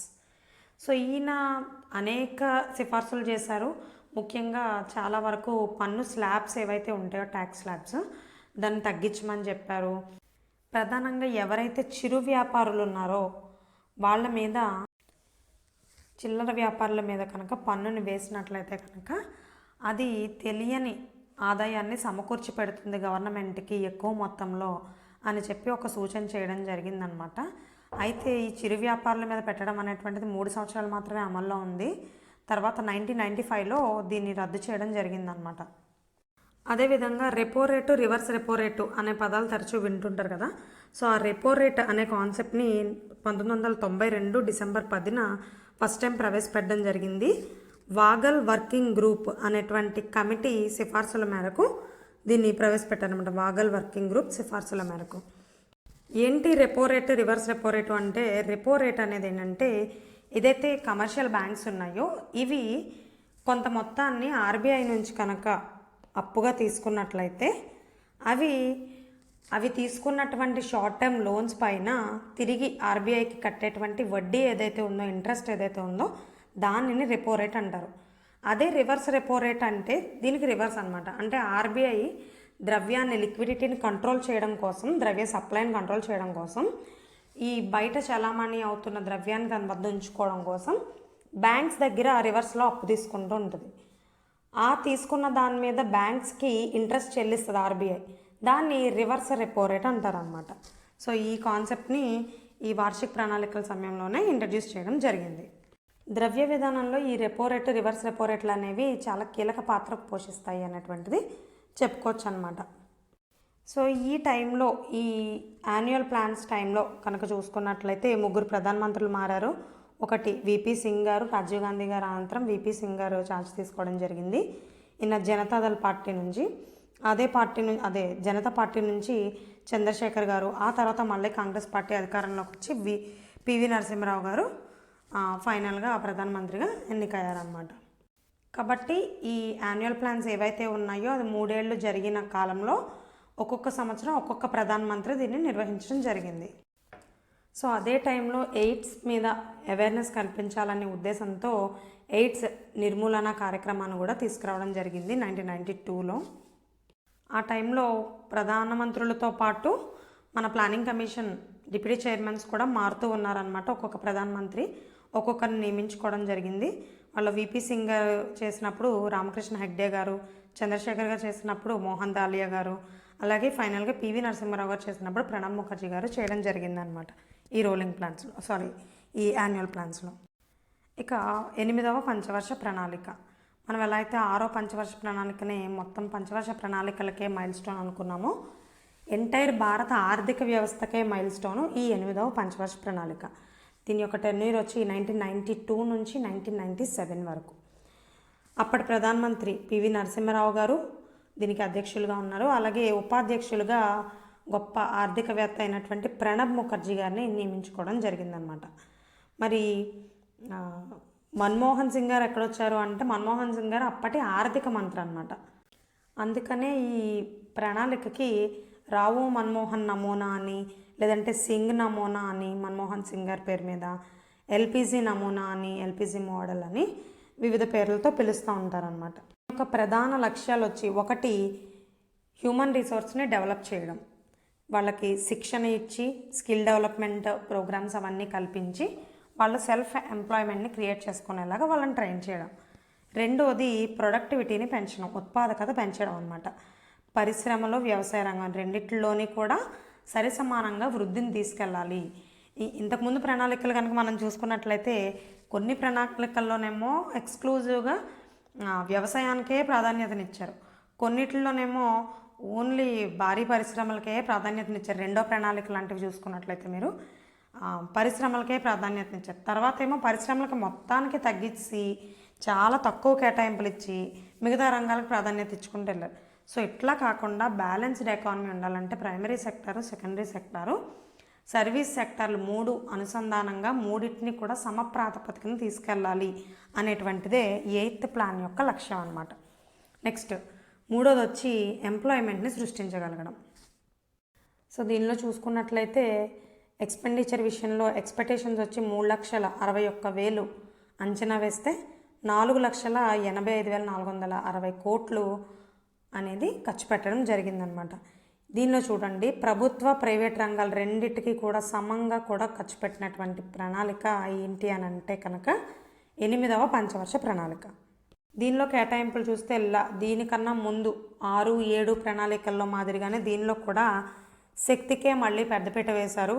27% కేటాయించారు. అంతకుముందు కూడా 27, 28% కేటాయిస్తూ వచ్చారు ముందు ప్రణాళికల్లో కూడా. సో దీనిలో కూడా 27% కేటాయించారు. ఈసారి అట్టడుగున ఉన్నటువంటి 3, 4 పొజిషన్స్లో ఉన్నటువంటి సాంఘిక సేవలు వెల్ఫేర్ మెకానిజం ఏదైతే ఉందో దీనికి 2వ స్థానం కల్పించారనమాట. 22% దీనికి కేటాయించడం జరిగింది. దాని తర్వాత ఇంచుమించు దాంతో ఈక్వల్గానే 21%తో అగ్రికల్చర్ అండ్ ఇరిగేషన్ సెక్టర్కి కేటాయించడం జరిగింది. ఇక లాస్ట్ కమ్యూనికేషన్ అండ్ ట్రాన్స్పోర్టేషన్కి 21%, వ్యవసాయంతో ఈక్వల్గానే కేటాయించడం జరిగిందనమాట. అయితే ట్రాన్స్పోర్టు అలాగే టెలికమ్యూనికేషన్స్ ఈ రెండింటికి కలిపి 21%. ఇక్కడ వ్యవసాయ రంగానికి ఒక్కదానికి 21%, అది గుర్తుపెట్టుకోండి. దీనిలో టార్గెట్ వచ్చి గ్రోత్ రేట్ 5.6గా పెట్టుకుంటే 6.8 అనేటువంటిది సాధించడం జరిగిందనమాట. పూర్తిగా విజయవంతమైన ప్రణాళిక అని చెప్పి చెప్తారు దీన్ని. పూర్తిగా సంపూర్ణంగా అబ్సల్యూట్లీ విజయాన్ని సాధించినటువంటి ప్రణాళిక ఏంటి అంటే 8th ప్లాన్ అని చెప్తారు. దీనిలో పెర్ క్యాపిటా గ్రోత్ రేట్ కూడా 4.6%కి రీచ్ అయిపోయింది. ఇక రిసోర్సెస్ విషయానికి వస్తే డొమెస్టిక్ రిసోర్సెస్ నుంచి 86%, అలాగే విదేశీ సహాయం 5% మాత్రమే. విదేశీ సహాయాన్ని ఇక్కడ తగ్గించారు. అలాగే విదేశీ ద్రవ్యం వచ్చేటప్పటికి 9% అన్నమాట. ఇక్కడ సహాయం అంటేనేమో ఎయిడ్ రూపంలో ఇచ్చేది, విదేశీ ద్రవ్యం అంటే విదేశాల నుంచి వచ్చిన పెట్టుబడుల రూపంలో వచ్చిందనమాట. ఫారిన్ డైరెక్ట్ ఇన్వెస్ట్మెంట్ రూపంలో వచ్చింది 9%. సో దీంట్లో ఇంకా పేదవాళ్ళ విషయానికి వచ్చేటప్పటికి ఒకటి దారిద్ర్య రేఖకు దిగువ ఉన్న జనాభాని 10% తగ్గించాలన్నమాట. నెక్స్ట్ అక్షరాస్యతని, లిటరసీని 15 నుంచి 35 ఇయర్స్ ఏజ్ ఎవరైతే ఉన్నారో వారిలో నిరక్షరాస్యత అనేదే లేకుండా ప్రతి 15 నుంచి 30 సంవత్సరాల వయసు ఉన్న వాళ్ళంతా కూడా అక్షరాస్యులుగా ఉండాలి. అక్షరాస్యులుగా ఉండడం అంటే అక్షరాస్యత వేరు, ఎడ్యుకేషన్ వేరు. లిటరసీ వేరు, ఎడ్యుకేషన్ వేరండి. లిటరసీ అంటే ఏంటంటే కనీసం వాళ్ళు మాట్లాడేటువంటి మాతృభాష ఏదైతే ఉందో దానిలో రాయగలగడం, చదవగలగడం రావడమే అక్షరాస్యత అనమాట. అది వచ్చేలాగా చేయడమే వీళ్ళ లక్ష్యంగా పెట్టుకున్నారు. ఓకే, తాగునీరు, అందరికీ పరిశుభ్రమైనటువంటి తాగునీరుని అందుబాటులో ఉంచడం, అలాగే అందరికీ ఉచిత ప్రాథమిక విద్య, ఇవన్నీ కూడా బేసిక్ లక్ష్యాలుగా పెట్టుకున్నారనమాట 8th ప్లాన్లో. అలాగే ఇక్కడ చేతి వృత్తుల వాళ్ళు ఎవరైతే ఉన్నారో వాళ్ళ కోసం అని చెప్పి supply of improved tool kits for rural artisans, అంటే ఏ వృత్తులు అయితే చేపడుతున్నారో ప్రతి వృత్తికి కూడా పనిముట్లు, టూల్స్ అనేవి అవసరం. సో కాబట్టి ఆయా కుల వృత్తులు వాళ్ళు కొనసాగించుకుంటూ ఉండడం కోసం వాళ్ళకి అడ్వాన్స్డ్ టూల్ కిట్స్ని కూడా అందించడం కోసం ఈ సిట్రా అనేటువంటి ప్రోగ్రామ్ని 1992 జూలై 1 నుంచి ప్రారంభించడం జరిగిందనమాట. ఎందుకంటే అన్నిటికీ ఎంప్లాయ్మెంట్ మాత్రమే సొల్యూషన్ కాదు, అలాగే అందరికీ ఎంప్లాయ్మెంట్ని కల్పించడం ఒక్కటే పేదరిక నిర్మూలనకి మార్గం కూడా కాదు. అందరికీ ఎంప్లాయ్మెంట్ కల్పించడం అనేది ఒక రకంగా అసాధ్యం కూడా. ఏదో కొంతవరకు మాత్రమే కల్పించగలరు. ప్రతి ఒక్కళ్ళు ఒకళ్ళ కింద పని చేయాలని అనుకుంటే ఆ పని కల్పించే వాళ్ళు కూడా సృష్టించబడాలి కదా. సో కాబట్టి చేతి వృత్తులేంటి, ఇతరత్ర సెల్ఫ్ ఎంప్లాయ్మెంట్కి సంబంధించినవి ఏవైతే ఉన్నాయో వాటన్నింటికి ట్రైనింగ్లు ఇవ్వడం, స్కిల్ డెవలప్మెంట్స్కి, వీటన్నిటికీ ఎందుకు అంత ప్రాధాన్యత ఇస్తున్నారంటే అందుకే అందరూ ఒకళ్ళ కింద పనే చేయాలనుకుంటే నడవదు సమాజం. పెట్టుబడుల ఉపసంహరణపై రంగరాజన్ కమిటీ. ఈ రంగరాజన్ కమిటీని ఈ డిస్ఇన్వెస్ట్మెంట్స్ ఇందాక మనం చెప్పుకున్నాం ఆల్రెడీ, పబ్లిక్ సెక్టర్ అండర్టేకింగ్స్లో ఉన్నవి ఏవైతే ఉన్నాయో వాటిలో పెట్టుబడుల్ని ఇంకా అవి సిక్ అవుతున్నాయి, మొత్తం అంతా గవర్నమెంటే రన్ చేయలేదు అనుకున్నటువంటి పరిస్థితులలో దానిలో కొంత వాటాని ఉపసంహరించుకొని డిజిన్వెస్ట్మెంట్ చేసుకొని ఆ మిగిలిన వాటాని పబ్లిక్ అండర్టేకింగ్స్కి అవకాశం కల్పించడం అనమాట. అందులో వాటాదారుడు అయ్యేందుకు అవకాశం కల్పించడం అనమాట. ఫస్ట్లో ఈ డిజిన్వెస్ట్మెంట్ కార్యక్రమంలో భాగంగా కొన్ని రంగాలని పక్కన ఉంచుకుని, ఇది మనం ఇండస్ట్రీస్ చాప్టర్ చెప్పుకునేటప్పుడు చాలా డీటెయిల్గా చెప్పుకుంటాము. కొన్ని రంగాలకి ఒక 18 రంగాలకి మినహాయించి మిగిలిన వాటిలో ఏ సెక్టార్లోనన్నా సరే, ఏ ఇండస్ట్రీలోనన్నా సరే డిజిన్వెస్ట్మెంట్ చేసుకోవచ్చు అనేందుకు అనుమతి ఇచ్చారు. ఈ 18 రకాల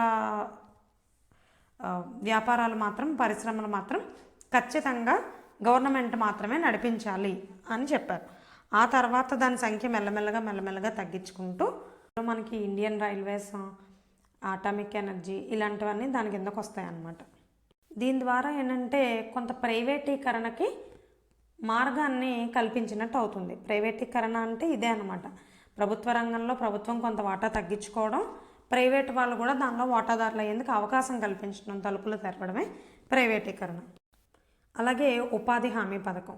ఉపాధి హామీ పథకం ఇప్పుడు మనం చెప్పుకున్నటువంటి మన్రేగాకి ఇవన్నీ కూడా ఇంతకు ముందు నుంచి మనం చెప్పుకున్న ఉపాధి హామీ పథకాలన్నీ దీనికి ఒక్కొక్క మెట్టుగా పేర్చుకుంటూ వెళ్ళి ఇవన్నీ కలిపి ఇప్పుడు ఉన్నటువంటి ఎంజీఎన్ఆర్ఈజీఏ కింద చేశారనమాట. సో ఇందాక మనం చెప్పుకున్న ఒక పథకాన్ని ఎన్ఆర్ఈపి, ఆర్ఎల్ఈజీపీ పథకాలు ఈఏఎస్లో విలీనం చేశారు అని చెప్పుకున్నాం కదా. సో ఆ ఈఏఎస్ ఉపాధి హామీ పథకం, ఎంప్లాయ్మెంట్ ఎష్యూరెన్స్ స్కీమ్ అనేటువంటి దాన్ని 1993లో ప్రారంభించారనమాట. దీని పైలట్ ప్రాజెక్ట్గా ఫస్ట్ టైం మహారాష్ట్రలో 1972-73 టైంలోనే స్టార్ట్ చేశారు. ఇది యాక్చువల్గా 72-73లో మహారాష్ట్రలో స్టార్ట్ చేశారు. కానీ దేశవ్యాప్తంగా 93లో స్టార్ట్ చేశారు. అంటే మహారాష్ట్రలో స్టార్ట్ చేసిన 20 years తర్వాత దేశవ్యాప్తంగా దీన్ని అమలు చేయడం స్టార్ట్ చేశారనమాట. అంటే కంపల్సరీ గ్యారంటీగా పని అనేది చూపించాల్సిన బాధ్యత గవర్నమెంట్ మీద ఉంటుందన్నమాట. అది ఇన్ని రోజులు పని కల్పిస్తాము అని చెప్పి ముందుగానే భరోసా ఇవ్వడం అనమాట. సో దీనికి కూడా కేంద్ర ప్రభుత్వం, రాష్ట్ర ప్రభుత్వం నిధులు వచ్చి 75:25 రేషియోలో పంచుకుంటుంటాయి. అలాగే ఎంఎస్వై, మహిళా సమృద్ధి యోజన, దీన్ని 1993 అక్టోబర్ 2న గాంధీ జయంతి రోజు ప్రారంభించారు. దీనిలో ఏంటంటే మనం చెప్పుకున్నట్టు ఇందాక డ్వాక్రా లాగానే దీనిలో కూడా పొదుపు సంఘాలని ముఖ్యంగా మహిళల చేత పొదుపు చేయించడం అనేటువంటి స్కీమ్ అనమాట. దీనిలో సంవత్సర కాలం పాటు వాళ్ళు పొదుపు చేసిన అమౌంట్ ఎంతైతే ఉందో దానిపైన 25% ఇన్సెంటివ్ కలిపి, ఇంట్రెస్ట్ కలిపి గవర్నమెంట్ తిరిగి చెల్లిస్తుంది అనమాట. ఇది షార్ట్ టర్మ్ సేవింగ్ స్కీమ్ లాగా. 18 years దాటిన మహిళలు ఎవరైనా, మ్యారీడ్ అన్మ్యారీడ్ అని ఏం లేదు, 18 years దాటిన వాళ్ళు ఎవరైనా సరే వాళ్ళకి వాళ్ళు సంపాదించుకోవడమో లేకపోతే ఇంట్లో వాళ్ళు ఇచ్చిందో ఎలాగైనా సరే పొదుపు చేసుకునే విధంగా ప్రోత్సాహం కల్పించడం జరిగింది. దీన్నే మరలా తిరిగి 2001లో మహిళా స్వయం సిద్ధ యోజన కింద మార్చారనమాట పేరు. అలాగే ప్రధాన్ మంత్రి రోజ్గార్ యోజన, ఇందాక కూడా చెప్పుకున్నాం, పిఎంఆర్వై అనేటువంటిది 1993లో దీనిలో కొన్ని పథకాలు విలీనం చేశారని చెప్పుకున్నాం. సో ఈ పిఎంఆర్వై అనేటువంటిది ప్రధాన్ మంత్రి రోజ్గార్ యోజన 1993 అక్టోబర్ 2న దీన్ని కూడా ప్రారంభించడం జరిగింది. దీనిలో వచ్చి టార్గెట్ ఎవరంటే విద్యావంతులు అయ్యుండి కూడా, చదువుకుని కూడా అన్ఎంప్లాయిడ్గా ఉన్నటువంటి యూత్ అనమాట. వీళ్ళకి 1 లక్ష నుండి 2 లక్షల వరకు కూడా రుణాన్ని గవర్నమెంటే లోన్ రూపంలో అందించి దాని మీద సబ్సిడీతో కూడిన రుణం అనమాట. ఒకవేళ ఒక 4-5 కుర్రోళ్ళు కలిపి చేసుకుంటే కనుక, పార్ట్నర్షిప్లో చేసుకుంటే కనుక అప్ టు 10 lakhs వరకు కూడా లోన్ అనేది ప్రొవైడ్ చేసేవాళ్ళు సొంతంగా ఏదన్నా స్టార్టప్ పెట్టుకోవడానికి. దీని మళ్ళీ 2008లో PMEGP, prime minister employment generation ప్రోగ్రామ్గా దీన్ని పేరు మార్చడం జరిగిందనమాట. ఇందాక చెప్పాం కదా, మొత్తం మీ గ్రామీణ ఉపాధి కార్యక్రమాలు దేంట్లో ఏది విలీనమైందని అన్నీ ఒక చోట వచ్చేసేలా చేస్తా అని. సో ఇక్కడ చూడండి, ఎన్ఆర్ఈపి అంటే గ్రామాలలో ఉపాధి అవకాశాలు ఎవరికైతే లేవో వాళ్ళందరికీ కూడా ఎంప్లాయ్మెంట్ కల్పించేది 1980లో స్టార్ట్ అయింది. ఆర్ఎల్ఈజీపీ గ్రామాలలోనే భూమి కూడా అసలు ఎటువంటి భూమి లేక వ్యవసాయం చేయడానికి అవకాశం లేనటువంటి వాళ్ళకి ఎంప్లాయ్మెంట్ కనిపించే ప్రోగ్రాం. ఈ రెండింటినీ కలిపి 89లో జవహర్ రోజ్గార్ యోజన, జేఆర్వైలో విలీనం చేశారు ఈ రెండింటిని. ఓకే, ఈ జవహర్ రోజ్గార్ యోజనలో ఏంటంటే ఇప్పుడు ఎన్ఆర్ఈజిఎస్లో ఎలా అయితే ఉందో అదేవిధంగా 100 రోజులు పని కల్పించాలి. కనీసం కుటుంబంలో ఒక్కళ్ళకైనా 100 రోజుల పాటు పని కల్పించాలి 1 సంవత్సరంలో అని చెప్పి ప్రామిస్ చేస్తుంది అన్నమాట ఈ ప్రోగ్రాం. ఓకే, దీన్ని మళ్ళీ తిరిగి 1999లో మళ్ళీ 10 సంవత్సరాల తర్వాత జేఆర్వైని జేజీఎస్వైగా మార్చారు. జవహర్ గ్రామీణ సమృద్ధి యోజన కింద ఈ పథకాలన్నిటికీ గొడుగులాగా దీన్ని తీసుకొచ్చారు. 75:25 రేషియోలో కేంద్ర రాష్ట్ర ప్రభుత్వాలు రెండు కూడా దీనికి నిధులు సమకూరుస్తాయి.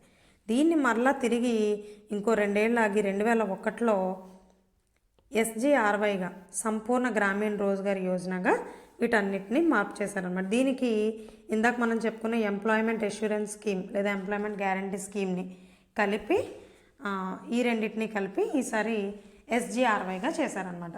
సో ఫైనల్గా ఈ ఎంప్లాయ్మెంట్ స్కీమ్స్ అన్నిటికీ 2001లో అన్నిటినీ కలిపి ఎస్జీఆర్వైగా చేశారు. ఇది గుర్తుపెట్టుకోండి.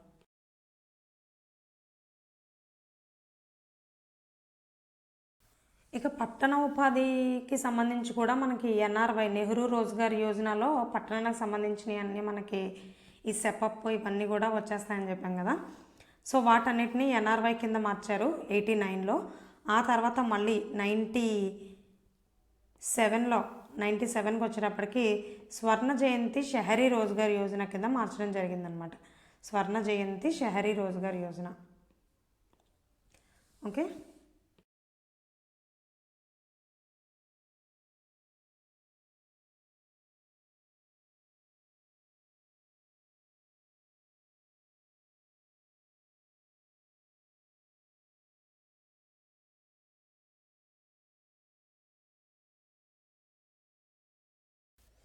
మరొక ప్రోగ్రాము ఇప్పటికీ ఇంప్లిమెంట్ అవుతున్నటువంటిది ఎంపీ ల్యాడ్స్ అనమాట.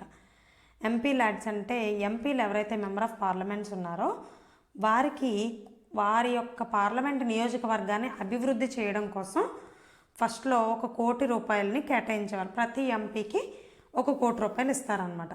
ప్రతి సంవత్సరానికి 1 కోటి రూపాయలు. వాళ్ళు 5 ఏళ్ల కాలం పదవిలో ఉంటే 5 ఏళ్ళు 5 కోట్లు ఇస్తారు. సో వాళ్ళ పార్లమెంట్ నియోజకవర్గం పరిధిలో వాళ్ళు ఏవైతే చేయదలుచుకున్న కార్యక్రమాలు ఉన్నాయో, రోడ్లు కట్టించడమో, బిల్డింగులు కట్టించడమో, చెరువులు తవ్వించడమో, ఏదైనా కానీ సంక్షేమానికి సంబంధించింది కానీ లేదంటే డెవలప్మెంట్కి సంబంధించింది కానీ ఇది ఏదైనా కానీ చేయొచ్చు అనమాట. ఆ చేయాల్సిన బాధ్యత వాళ్ళకు ఉంటుంది. దానికి సంబంధించి ఆడిట్ జరుగుద్ది. ఆ లెక్కలు మళ్ళీ గవర్నమెంట్కి చెప్పాల్సి ఉంటుంది. అయితే దీనివల్ల 1998లో ఈ ఎంపీ ల్యాడ్స్ని Vajpayee government, BJP government 2 crores పెంచారు. అంటే ఏటా 2 కోట్లు ఇస్తారనమాట. 2011లో మన్మోహన్ సింగ్ టైంలో దీన్ని మళ్ళీ 5 కోట్లకి పెంచారు. అంటే ప్రతి సంవత్సరం 5 కోట్లు ఇస్తున్నారు ఒక్కొక్క ఎంపీకి. అంటే 5 ఏళ్ల పాటు అంటే 5 25 కోట్లని ఇవ్వడం జరుగుతుందన్నమాట. సో ఈ కాన్సెప్ట్ని కూడా పివి నరసింహారావు గారి టైంలోనే ఈ ఎంపీ ల్యాడ్స్ని కూడా తీసుకురావడం జరిగింది 1993లో. Rural and urban development programmes విషయానికి వచ్చేటప్పటికి ఒకటి డిఆర్డిఏ. డిఆర్డిఏ అంటే 1993లో డిస్ట్రిక్ట్ రూరల్ డెవలప్మెంట్ ఏజెన్సీ అనేటువంటి దాన్ని తీసుకొచ్చారన్నమాట. దీనికి ఏంటంటే గ్రామాలలో అభివృద్ధి కార్యక్రమాల కోసం ఇది ఆర్థిక సహాయం అందిస్తుంది, డిస్ట్రిక్ట్ రూరల్ డెవలప్మెంట్ ఏజెన్సీ. అలాగే ఏయుడబ్ల్యూఎస్పి దీన్ని కూడా 1993లో తీసుకురావడం జరిగింది. ఇది పట్టణాల్లో త్రాగునీటి సరఫరాను అందిస్తుంది అనమాట. Accelerated urban water supply programme అంటారు దీన్ని, ఏయుడబ్ల్యూఎస్పి. అలాగే ఆర్ఐడిఎఫ్ దీన్ని 1995లో తీసుకురావడం జరిగింది. ఇదేంటంటే రూరల్ ఇన్ఫ్రాస్ట్రక్చర్ డెవలప్మెంట్ ఫండ్. దీన్ని ఏర్పాటు చేసినటువంటి సంస్థ వచ్చి నాబార్డ్. ఇది నాబార్డ్ ఆధ్వర్యంలో నడిచేదన్నమాట. దీనిలో ఏంటి, ఈ గ్రామీణ ప్రాంతాలలో మౌలిక వసతులు ఏవైతే కావాలో ఇన్ఫ్రాస్ట్రక్చర్ డెవలప్మెంట్కి సంబంధించి నిధులని నాబార్డు రిలీజ్ చేస్తూ ఉంటుంది ఫండ్ రూపంలో. ఇక సోషల్ వెల్ఫేర్ స్కీమ్స్ విషయానికి వచ్చేటప్పటికి ఈ బాల కార్మిక నిర్మూలన పథకం 1994లో బాల కార్మిక నిర్మూలన పథకాన్ని తీసుకురావడం జరిగింది. బాల కార్మిక వ్యవస్థను నిర్మూలించి వాళ్ళని బడివైపు మళ్లించడం కోసం ఏర్పాటు చేసినటువంటి పథకం అన్నమాట. అలాగే జనాభా నియంత్రణ కమిషన్ 1994లో ఏర్పాటు చేయడం జరిగింది. మనకి ఫస్ట్ ప్లాన్లో చూసుకుంటే మనకి జనాభా నియంత్రణ, కుటుంబ నియంత్రణ అనేది ఫస్ట్ ప్లాన్లో ఇంట్రడ్యూస్ చేస్తారు. ఇక్కడ 8th ప్లాన్లో ఈ జనాభా నియంత్రణ కమిషన్ని ఏర్పాటు చేస్తారు. దీనికి అధ్యక్షుడు వచ్చి మనకి ఎంఎస్ స్వామినాథన్ గారు. ఓకే. ఎంఎస్ స్వామినాథన్ అనగానే చాలామందికి ఓన్లీ ఈ వ్యవసాయము, హరిత విప్లవం, గ్రీన్ రెవల్యూషన్కి సంబంధించిన కమిషన్లకే ఆయన చైర్మన్ అన్నట్టు తెలుసు. కానీ యాక్చువల్గా లాస్ట్ టైం గ్రూప్ 2 ఎగ్జామ్లోనే ఏపీఎస్సీ గ్రూప్ 2లోనే అడగడం జరిగింది. జనాభా నియంత్రణకు సంబంధించి 8వ ప్రణాళిక సమయంలో వేసినటువంటి కమిషన్కి అధ్యక్షత ఎవరు వహించారు అని. దానికి ఆన్సర్ ఎంఎస్ స్వామినాథన్ అనమాట. Next MPI UPEP. ఇదేంటంటే ప్రధాన్ మంత్రి సమీకృత పట్టణ పేదరిక నిర్మూలన programme. Pradhan Mantri integrated urban poverty eradication programme అనమాట. సో దీన్ని 1995లో తీసుకురావడం జరిగింది. ఇంగ్లీష్ మీడియం వాళ్ళు టెన్షన్ ఏం పడకండి, ఇంగ్లీష్ మీడియంలో ఇదే యాజ్ ఇట్ ఈస్ పీడిఎఫ్ ఇంగ్లీష్లో కూడా మీకు అందించడం జరుగుతుంది. సో దీన్ని కూడా పట్టణాల్లో స్లమ్ ఏరియాస్లో ఏదైతే మురికివాడలు ఉన్నాయో వీటిని నిర్మూలించడం, వాళ్ళకి కనీస వస్తువులు కల్పించడం, డిగ్నిటీ హౌసింగ్ అనేటువంటి దాన్ని కల్పించడం అనే ఉద్దేశాలతో దీన్ని తీసుకురావడం జరిగింది.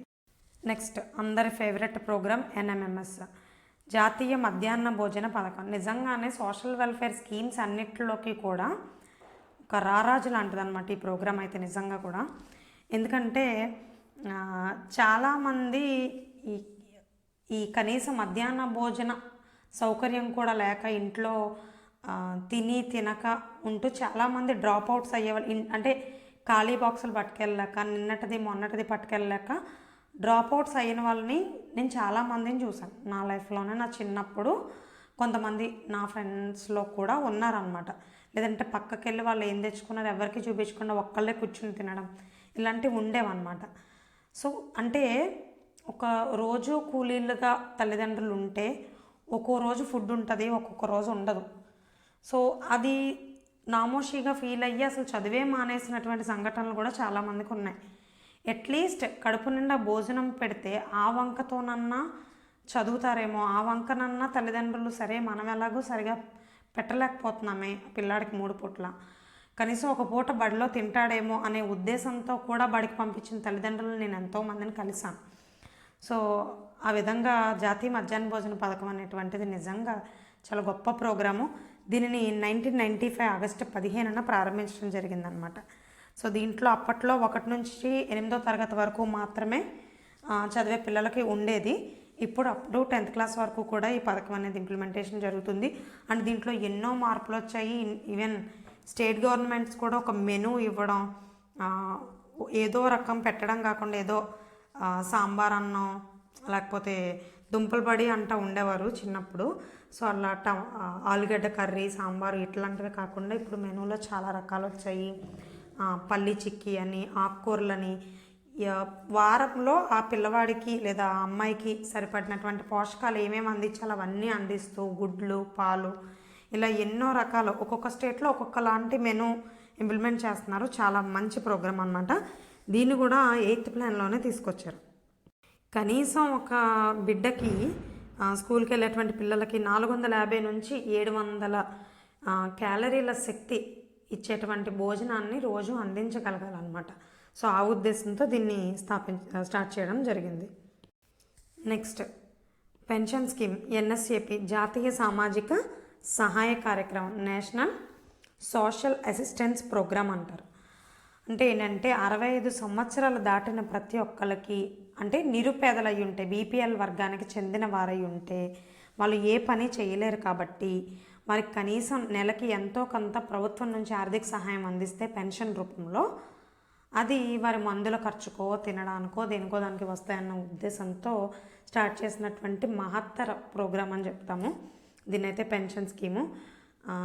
ఇది ఇప్పటికీ కూడా సక్సెస్ఫుల్గా రన్ అవుతూ ఇందులో చాలా చేంజెస్ కూడా జరిగాయి. చాలా వర్గాలను అప్పట్లో వృద్ధులకి మాత్రమే ఉండేది, తర్వాత వితంతువులకి, వికలాంగులకి, కళాకారులకి, పనులు లేని వాళ్ళకి, ఒంటరి మహిళలకి, ఇలా ఎంతోమందికి ఈ పెన్షన్ స్కీమ్ అనేది ఈరోజు చాలామంది రూరల్ ఏరియాస్లో నేను చూసున్నా కదా, ఈ పెన్షన్ మీద మాత్రమే బతికేటువంటి వాళ్ళు కూడా ఇంకా చాలామంది ఉన్నారనమాట. నెలంతా పెన్షన్ డబ్బుల కోసం ఎదురు చూసేటువంటి వాళ్ళు పెన్షన్ వచ్చాక ఆ నెలకి మందులు కానీ, బియ్యం కానీ, సరుకులు కానీ కొనుక్కునేటువంటి అభాగ్యులు ఎందరో ఉన్నారనమాట. అలాంటి మంచి ప్రోగ్రామ్ని దీన్ని కూడా అదే రోజు మిడ్ డే మీల్ ఇది 2 ఒకటే రోజు 1995 ఆగస్టు 15న స్టార్ట్ చేయడం జరిగింది. ఇక వ్యవసాయ రంగానికి సంబంధించి ఈ ప్రణాళికలో తీసుకున్నటువంటి ప్రోగ్రామ్స్ చూస్తే AIBP accelerated irrigation benefits programme, ప్రతి వ్యవసాయ భూమికి కూడా సాగునీరు అందించడం దీని ఉద్దేశం. 1996లో స్టార్ట్ చేశారు. అలాగే గంగా కళ్యాణ్ యోజన 1997. సో దీంట్లో ఏంటంటే గంగా కళ్యాణ్ యోజనలో గ్రౌండ్ వాటర్ ఉంటుంది కదా, భూగర్భ జలాలు అంటారు కదా, వీటిని వెలికి తీసి ఇప్పుడు ఎరిడ్ సెమీ ఎరిడ్ ఏరియాస్ ఉంటాయి. ఇప్పుడు అనంతపూర్ డిస్ట్రిక్ట్ లాంటివి ఇట్లాంటివి ఉన్నాయి కదా ఆంధ్రప్రదేశ్లో అయితే. సో అటువంటి చోట్ల ఏంటంటే నీరు ఎంత లోతుకి తవ్వితే కానీ రాదు. 100 అడుగులు 200 అడుగులు వేసినా కూడా కొన్నిసార్లు నీళ్లు పడవన్నమాట. అదే గోదావరి జిల్లాలో అయితే 30 అడుగులకే నీళ్లు పడుతూ ఉంటాయి. సో అట్లా ఎక్కడైతే భూగర్భ జలాలు అడుగంటిపోతూ ఉండి నీటి కొరత ఉందో అక్కడ భూగర్భ జలాలని ఐడెంటిఫై చేసి అక్కడ నీళ్లు నిల్వ ఉండేలాగా ఏర్పాట్లు చేసేటువంటి కార్యక్రమమే ఈ గంగా కళ్యాణ్ యోజన. ఇప్పుడంటే ఈ డెవలప్మెంట్స్ అని ఇంకా చాలా ఎక్కువ అయ్యాయి. నదుల అనుసంధానము, ఒక నదిలో నీళ్లు ఇంకో నదికి మళ్లించడం, ఆ నదుల వాటర్ని సముద్రంలో కలిసిపోయి వేస్ట్ అయిపోకుండా ఇక్కడే వాడుకోవడం, ఆనకట్టలు కట్టడం, ఇవన్నీ చాలా వచ్చి చాలా డెవలప్మెంట్ జరిగింది ఇరిగేషన్లో. బట్ అప్పట్లో అంత ఇప్పుడున్నంత లేదు కాబట్టి, అప్పుడు కూడా ఉండే నీ ప్రాజెక్ట్స్ అవిని, కాకపోతే ఇప్పుడున్నంత లేదు కాబట్టి ఇట్లాంటి కార్యక్రమాలన్నీ చేపట్టేవాళ్ళు అనమాట. అలాగే ఎస్జిఎస్వై 1999, ఇది గంగా కళ్యాణ్ యోజనని స్వర్ణ జయంతి స్వరోజ్గార్ యోజన ఈ రెండింటిని విలీనం చేస్తే వచ్చిందే ఈ ఎస్జిఎస్వై అనమాట. స్వర్ణ జయంతి గ్రామ స్వరోజ్గార్ యోజన, స్వర్ణ జయంతి గ్రామ స్వరోజ్గార్ యోజన. ఇంకా నియంత్రణ సంస్థల విషయానికి వస్తే టెలికాం రంగంలో నియంత్రణ కోసం అథారిటీయే ట్రాయ్ అని మీరు అస్తమానం పేపర్లో రోజు చూస్తూ ఉంటారు ఏదో ఒక విషయమై. సో ఈ ట్రాయ్ అంటే telecom regulatory authority of India. దీన్ని 1997లో స్థాపించడం జరిగిందనమాట. ఈ టెలికాం రంగం ఏదైతే ఉందో వీటిలో అంటే ఎక్కువగా టెలికాం సర్వీసెస్ బిఎస్ఎన్ఎల్ మినహా మిగతా అన్నీ కూడా ప్రైవేట్ సంస్థలే కాబట్టి వాటన్నిటిలో రెగ్యులేషన్స్ రూల్స్ అంటే ఈ ప్రైవేట్ టెలికాం సంస్థలు ఏవైతే ఉన్నాయో వీటన్నిటినీ కూడా ప్రైసింగ్ విషయంలో కానీ మార్కెట్ విషయంలో కానీ వీటన్నిటినీ కూడా రూల్స్ అండ్ రెగ్యులేషన్స్ని ట్రాయ్ సెట్ చేస్తుంది అనమాట.